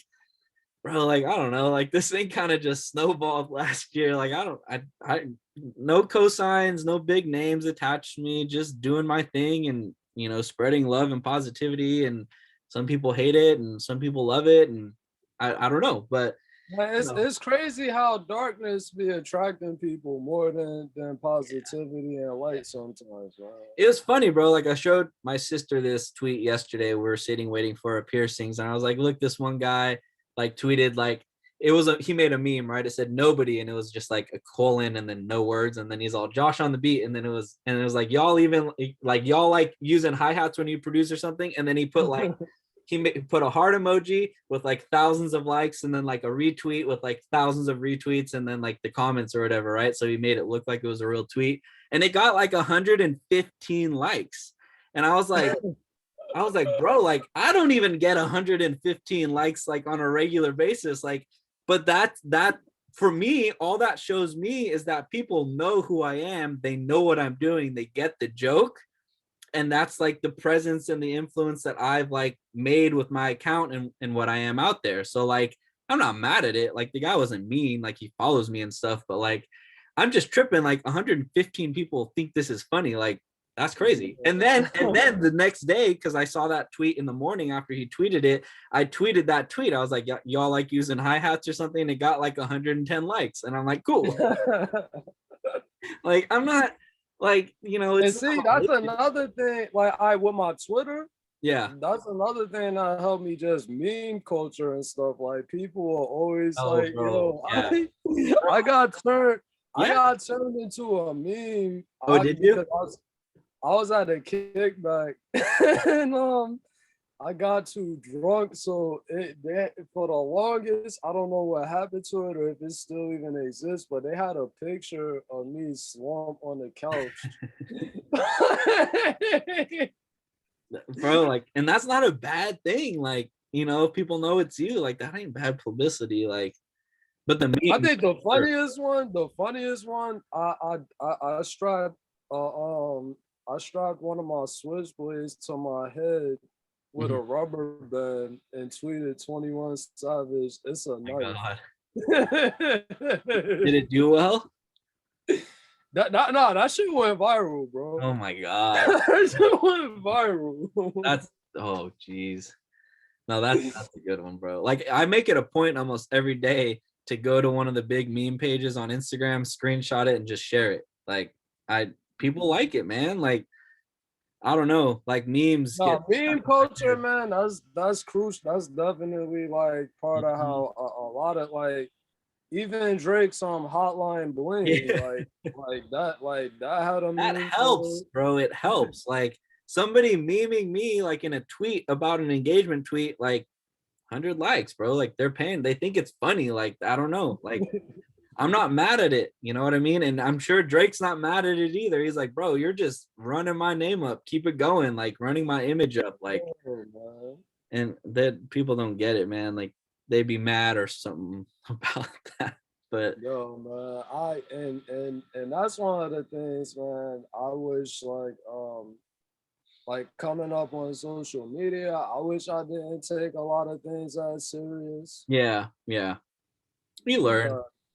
it's a lot of things like looking at it now is funny, but when it was happening, I'm like, yo, y'all some like this is some BS, man. Yeah, I don't know, man. Like it, especially with a guy like me, with how much I put myself out there and put my face out there. Like I was FaceTiming Drake yesterday, and he took a screenshot of me because like I was doing something like just to be funny or whatever. And he's Mhm. all I was like, take it, bro. Like take it and post it, bro. Like, yes, like I know it's like people are going, especially from him, right? Because we always go back and forth, and like people are just gonna think it's funny, bro. Like I don't care. Like I'm not a kid, bro. Like I'm not gonna get offended that we're like cracking jokes like on each other. Like that's not my thing. Like it's all helping me, and people just I'll be the first to laugh at myself. That's why when yeah people make their jokes or if comments, I just be like, man, like I be ripping on myself so yeah. bad, man. And honestly, like a lot of the engagement tweets these days that I'm throwing out there, like it's just because I think it's funny. Like I said, like, do you guys think making music is bad? And like 90 people commented, and it got like 90 likes, and like I'm like, obviously, like this is a joke. Like, come on, guy. Like, come on. Like, this is Nah, that remind me. That remind me of when I asked people, do you smoke before, during, or after you make music? yeah, yeah. I remember. And and people were trying to turn the tweet into something completely different, like, oh, you a junkie if you need weed to make music. Like, I ain't even say none of that, Yeah, man. no, that yeah, it's a whole different conversation that you're not even having, but it's fine. Let them talk. Like that's my whole thing, man, is let them talk because it's not hurting me. Like I, you know, think what you want or say what you want, but it's all for me, man. It's all in good fun. If I'm not trying to hurt anybody or bring anybody down, then it's all good. Oh yeah. Oh yeah. But it's cool, man. Like it's cool, getting being able to talk with you. Like I would have never been able to put a face to your voice. Like the few times you shared like the voice chats and the group chat. Like I'm like, bro, like what does this guy look like? I have no idea like who he what he looks like. Yes, It's sir, cool, man. man. It's cool to have stuff like this out there because like I'll put it on YouTube, I'll put it on Twitter or whatever, but like it's always those times in your career when like you get a little bit of buzz. Like for me personally, like I don't know about you, but when I hear about somebody enough and I hear their music and I like it, I'm going to be the person who's like looking up interviews on that person or looking up, just Oh whatever. man, I'm gonna tell you, look, man, I'm gonna end up being an A&R. Yeah. And I say that because at one point, bro, the way I was producing and linking up with artists, Mhm. I like a double XL freshman list would come out every year, and I Mhm. produced for at least like one or two of those artists on there every year, That's crazy. the year before they made the cover. Yeah. Yeah. So No, yeah, that's I'm definitely on that same type of wave, man. I love just looking up, man, and learning and just like it for me, it's inspiring, bro, to like hear like and then hearing how long you've been doing this for, right? Because like I've wanted to do this for as long as you have been doing it, right? Like in 2011, I'm like, all right, I'm gonna produce, and then I broke my laptop and didn't have like a production software for like 6 years or whatever. But like obviously I wasn't very serious about it. But like once I got divorced and stuff from my first marriage, first thing I did from the money that I got, I bought a MacBook, I bought Ableton, I bought an interface. Like I just got all the basics that I needed that she was never cool with me having right back then, so I could learn how to do this. And it's been 3 years, so you know I'm happy and grateful for the way it happened. But I can remember like producing stuff. I could show you the first stuff I ever made on Fruity Loops, bro. And like I had a rap show, and it was trash. I didn't know the lyrics from my own songs that I was making, and like No I wanted to, man, you know, that's what I'm saying too, bro. Like let's connect on some stuff, man. Like I'm always like it's I have more opportunities than I could work on by myself. yeah. So Just shoot me a text, man, with whatever you have going, and if I can do something for it, or I'll put my best foot forward to get something going on it. So I'm got you. down, man. I'm down. and it's cool, man, just to like talk to somebody and get to know them like this, you know, because it's basically, except for it's virtual, it's the same thing as like, you know, just meeting somebody at a place to just hang out, and you just talk and hang out. But Yeah, I don't get to have too many one-on-ones with people, man. So yeah, yeah. it's The definitely last time dope. I did this was with Chew. It's on my YouTube, and it was like an hour and a half, and we just talked for like an hour and a half. And it's cool, you know. He hit me up, um, you know, a couple weeks ago at this point. He was like, I want to do a podcast. He wants to like make his own podcast. And he's on, for some reason, like your name keeps coming to my mind. He's all, let's get on the phone and talk. And we haven't talked yet, but I have his number and stuff. But it's, you know, it's one of those things where it's like that may have never came up if we didn't have a dialogue. And yeah, we recorded it and stuff, but it was a good conversation, you know. And I'm down to do this stuff all day long, you know, if it's going to mean better relationships and just better quality experience. And in the end, for those 100, 200 people on Twitter, maybe 5, 6, 700 people that check this out, you know, that are just like, oh yeah, that's Zay Scott, that's crazy. Like, all right, cool, this is 20. There, I mean, but I before we wrap it up, is there any like gems you wanted me to drop or anything you wanted to I mean, I know, like, obviously, like your experience with how you started getting your beats into bigger people's hands is a little bit different, right, than most guys. But like, what kind of, once you decided to make that decision to like be like, all right, cool, like I need to start getting into contact with people, like what was the one thing that kind of set you apart from all the other guys that were trying to get beats into these bigger artists' hands? Like, what do you think you were doing that was a little different than, you know, the other guy? outworking everybody? Mm-hmm. So like, Like you hang out more or sending more, or where other producers were,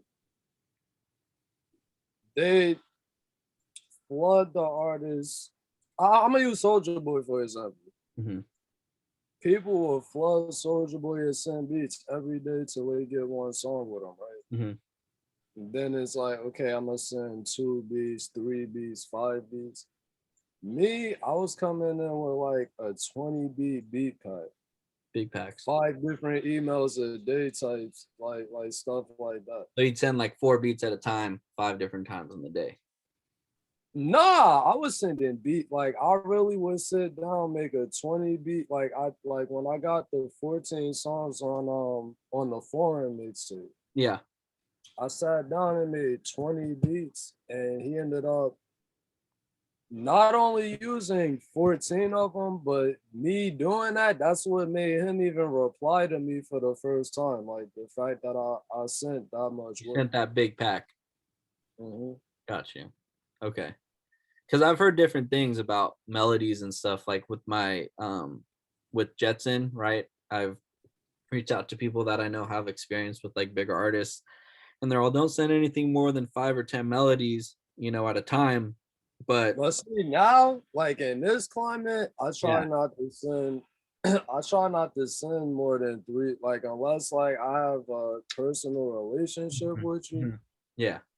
I'll try not to send more than 5 of Mhm. anything. But then I'm also gonna I'm not gonna send to your email. I'm gonna send directly to your phone. Oh, yeah. So that's what kind of mitigates it. Like you're not gonna want like 10 beats on your phone. So that's what kind of like makes you reel it in. Like, okay, like I'm gonna chill until they Mhm. reply or actually Yeah. tell me. Yeah. And phone, bro, iPhone has been my best friend for so much stuff. Because personally, like I said, the email gets flooded, right? And even with guys that I do want to check out their stuff, like there's one guy in there whose stuff I do want to check out, who sent out some melodies. I will not open that until I send it to myself on my phone to open at a later time, because I'll open it from my laptop and I'll download it. That's just, it's more direct. I love it. Like, it's just, you know, and I've sent you plenty of stuff that is just straight to your phone, you know, that you can open on. Yo, that's changed my like having a MacBook has changed my life in that aspect. Like I've been in even it's been times I've been in the studio, bro, and airdropping something to Mhm. like the studio computer is so much easier than like, Boom. oh, like I gotta Can you plug in send the me that hard Dropbox link drive. over email that I gotta download and then it's zipped, so I gotta unzip it and then it's like, bro, just send me that song. Like send me that one song. Like that's what I want, you know? And And if you can, and that's another thing I want to say. If you can afford it and you into like EDM music or just always being in sessions, mhm, I'd advise you to get a MacBook. It's just so much easier. mhm. It's a bit harder to upgrade, but you can work around it. Mhm. You know, like my memory is pretty low on my MacBook right now, but I just dropped everything on my external hard drive. That's 4 terabytes, and then you can wipe the. Gotta get the 4 ter. That's essential, man. 4 terabyte hard drive. You got Western Digital? This one's a G. What's it? G something. G course. Yeah. Hmm. Oh man, you got a nice one.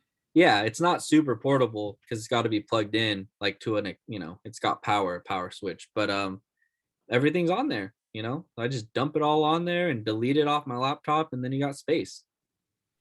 That's hard, man. Yeah. Yeah. And then obviously you got Dropbox and iCloud and X, Y, and Z. But yeah, man, it's, you know, because like right now I got an artist who's all, bro, I want to rework that beat that we worked on last year. And he's a rapper and stuff. And he's all, I'm trying to, you know, get a few features on it, but they want the bounce to be a little bit different. I couldn't find that beat. I could not find it, like, because I didn't have it all backed up, you know. So it is what it is. But having stuff, you never know when people are gonna ask for the most random things. Hey yo, bro. I done messed up so many. I done messed up a few placements like that too. Not having the file Mhm. or losing the file. Like I remember I got a record with Adrian Broner and Soulja Boy. Oh wow. And um Soulja Boy wanted the stems for the record. I'm like, okay, you know, but to make a long story short, I exported the stems wrong, and I still got paid for the beat or whatever, but the remix or what they was really trying to do with the record didn't happen because I didn't come through Mhm. properly with the stems. Mhm. Know how to export your stems. Yeah, yes, that please, please, please, please, please know how to like. And I noticed a trend where a lot of producers now they'll have the composition and then have the instruments one, like you could do that, but try like know that like the stems is so much easier, man. Like I that want standard track outs. is I want real. the 808s. I want the kicks. I want the snares. Like I want the melody individual, so I can drag it in Right. and do whatever I need to do with it when I'm mixing it or when I'm whatever. I want to be able to have That's key. control. That's a key. That's another key for placements that people don't be hip to. Honestly, bro, if all they want is the melody, like, and they're just not gonna tell you that, and you send them everything and they delete everything else out and they make a totally different beat out of it, I don't care. They're still like they can do whatever they want. But if it's still like that original piece of it that they wanted from me and I'm getting credited for it, then I'm good. Oh yeah, man. I'm And not gonna complain about that. I've had situations like that too, like where I'll like I got like I'll have a concept like C to six like DJ Paul Mhm. from 3 6 Mafia, like nephews and stuff rap, right? I did a song with them, but one of Loco done it. He also makes beats. Mhm. He actually took a melody from my beat and built around it on the second part of the Yeah. beat, so it was like a co-production. Hmm. Yeah. You never know. Shoot, I don't know. Are you familiar with the artist Ash Riser? Ash Riser, no. Well, he did. I'm gonna send the link to you when I get an opportunity. But he like rest in peace to him. But he's another artist that I worked with closely who he actually played guitar and did more alternative music. Hmm. And he did a whole rock piece at the end of one of my beats. That's awesome. You never know, man. And like, what was it? I heard who was it? Oh, Chevy Woods, right? That's a Wiz, one of Wiz's guys, I think. Bro, he's making like That's what it's right here. punk rock right now.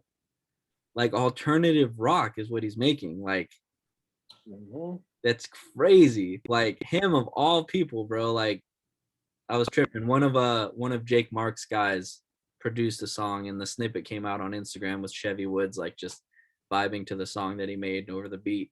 And it's like alternative punk rock, bro. Like it's different. Like that's the thing. Like you don't know. You don't know. Like you never know what an artist is going for or what they're trying to jump on It's or whatever. like I'm gonna tell you who I blame for that though. I blame Tony Hawk because before I Not started Machine Gun playing Kelly. Tony Hawk games, I didn't know I didn't know about Tony Hawk got the greatest of all time soundtrack. Yeah, So yeah. like that's when I discovered like rock music and like shout out to EA Sports too, man, Yeah, because the they soundtrack. soundtracks put me on a lot of different music outside of just rap music that I wouldn't have heard otherwise. All that stuff at this point is nostalgia, right? So like running back in full circle, like comes back to that sound that's what people are like emulating and really pushing like that and pop music, which obviously like pop is never gonna die. That pop music ain't never anything you could dance to will never die. That two-step beat, like forget it. Like that's gonna be around forever.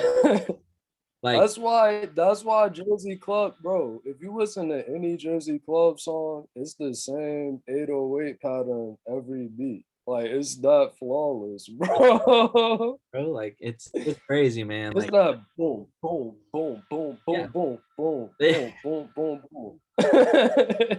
Early 90s hip hop, bro, like that for sure. Like that beat, that same beat that yeah, you know it, it's iconic. But those things will never go away. Nostalgia is always going to be one of the biggest things to pay out full circle on music like that. Like it's just such a thing right now, man. Pop punk and rock. Like who would have That's thought? why if you notice, a lot of people now are doing cover songs and updated versions of older songs. Mm-hmm. Mm-hmm.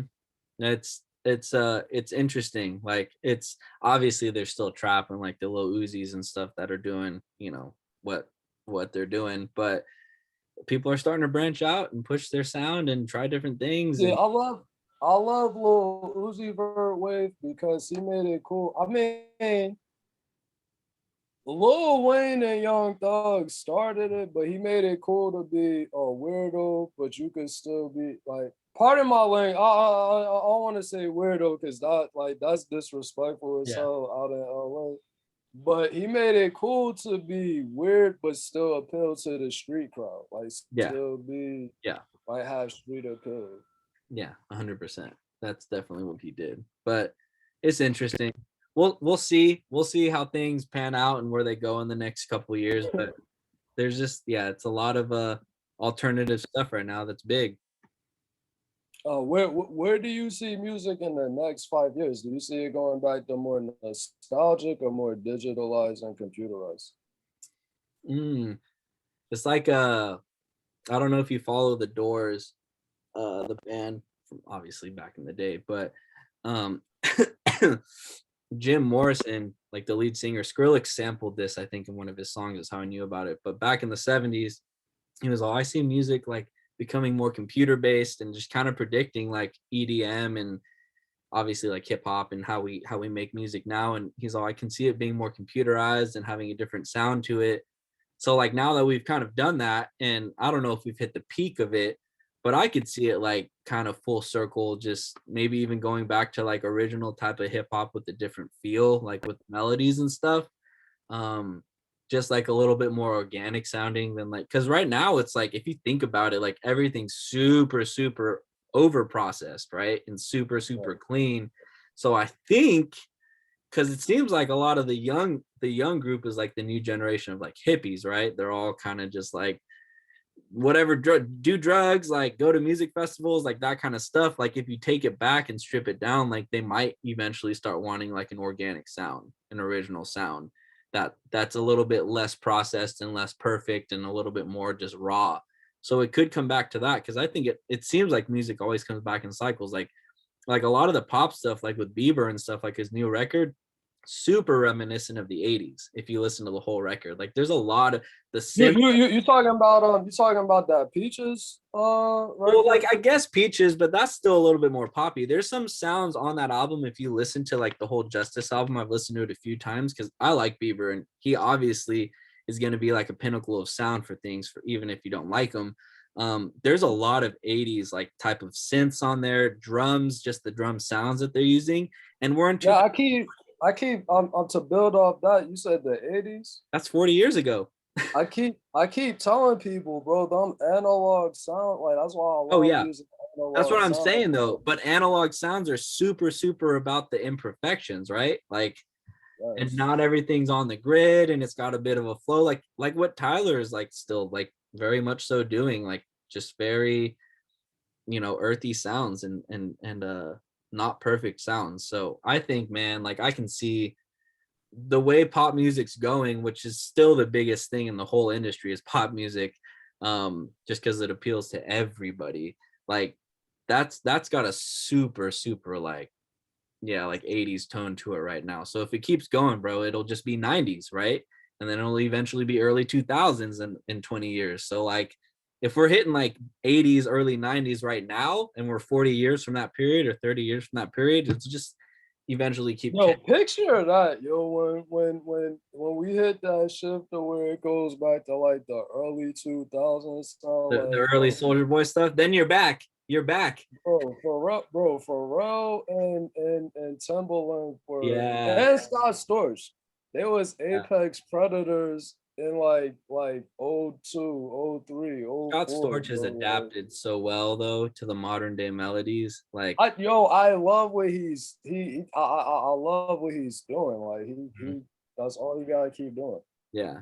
But then even like Timbaland and stuff, and like they're all like, isn't he the one who's doing like the Twitch streaming? Was it him or yeah. Like very well adapted to what's new and what's bringing in viewers and listeners. Pharrell too. Pharrell adapted over time too. Oh yeah. Pharrell never aged, bro. Yeah. That too. That's a whole different conversation. But yeah, man, like I don't know. It's you can't be too much of a purist with this thing, or else it is easy to get like left in the dust and get forgotten about. Because like guys that stick to the same thing all the time and don't do anything else, like bro, it gets hard. I got a question. I got one more question for you, Yeah. man. Because I'm gonna probably ask this on my Twitter later. Mm-hmm. But what producer, like, who's your favorite producer that doesn't use your DAW that you wish used like your program? Um. Yeah, I'd probably say Metro, man. I don't think he uses Ableton. I would imagine he uses Fruity Loops. Uh-huh. I just like Metro's sound is so like iconic. Like it just that's Metro. He's got his own All specific. right. So do you like 2014 Metro or 2016 Metro better? Probably like 16, because that's when I started hearing about like 21 Savage, and I heard them together, and I was like, oh, like Mm-hmm. this is clean. Like this is a different type of sound. It was melodic trap. Like as far as the production was concerned, like what he was doing was super melodic, and then 21 wasn't super crazy with the vocals. He was really monotone, so it worked well because there wasn't too much going on. I like Metro a lot. Metro's super different, super good. He evolved on the trap sound, I'd say. Big time. So Metro for sure. First one that comes to mind. What about you? Because you're on Fruity Loops, right? Yeah. It's a lot of guys on that. Damn, I'll probably say.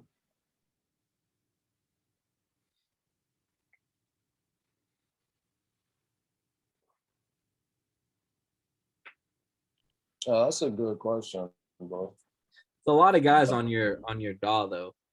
Like the one that comes to mind It that is, bro. is like Ill Mind. I think he produces in Pro Tools. Ill Mind's got a good sound. A lot of people still use Ill Mind. Yo, I used to use his kits like crazy, bro. Mm-hmm. I didn't even know he make kits big. I'd say like so big. Yeah, His sound. definitely. It's a tough question because so many people use Fruity Loops. Yeah, man, it's not even a fair, like, I don't even want to say somebody and be like, I use FL Studio. Yeah, exactly. I mean, but people I know personally though, somebody who I feel would like we go crazy if they use like probably either Pseudo or Bleed. Like Bleed, he like we go crazy if he could use FL Studio, man. Yeah, his automation on Ableton is crazy. Mm-hmm. What does Pseudo use? Use Ableton. Ah, and then their leader uses Fruity Loops. Horuhe. Yeah, man, FL game, man. It's all good. It's all good. But yeah, man. It was good talking to you for sure. And whatever, whatever you got that you might want help on or need work on, just let me know. I'll send you a little video of this mix I'm gonna work on right now. Got you, man. Yeah, bro. I'm gonna definitely tap in and stay connected with you, man. Yeah, man. On top of the remix I was telling you about, I'm gonna come. I might come out with a version where I do like an actual. I'm not gonna lie, bro. I might come out with a remix compilation album if if the artist will let me. But Yeah. once that's situated, I'll sort something out with you for sure, man. Because I definitely want to get some with your guitar work. Yeah. I think I've sent you all my recent like loops that I've been working on, but I recorded another one yesterday, so I can send that your way. I actually gotta check out. I gotta check out that Clouds pack. I still haven't downloaded it to my laptop yet. There's a bunch of stuff on there. Yeah, there's 9 different like loops and a few different styles, so you can check that out. It's there. Got you. Sounds good, man. Yeah, but I'll be talking to you. Thanks for joining and talking and just sharing stuff and experiences. It's cool, man. It's cool to hear. No, man, thanks for having me, bro. Like we had a cool conversation here, man. Yeah, and that's what it's about, man. It's just connecting and having a good time. It's if it's not organic, then it feels weird. But it was good. Hey, you said you're based in you based in NorCal or SoCal? Northern California. I'm like 15 minutes from San Jose. Okay. Yeah, so I'm in the Bay Area. Cause I'll be back and forth, but I'll be more so in like the like Davis, like that area, like that, like Sacramento and stuff. But yeah, man, I we for sure gotta connect, man. It's not too far away. Yeah, definitely.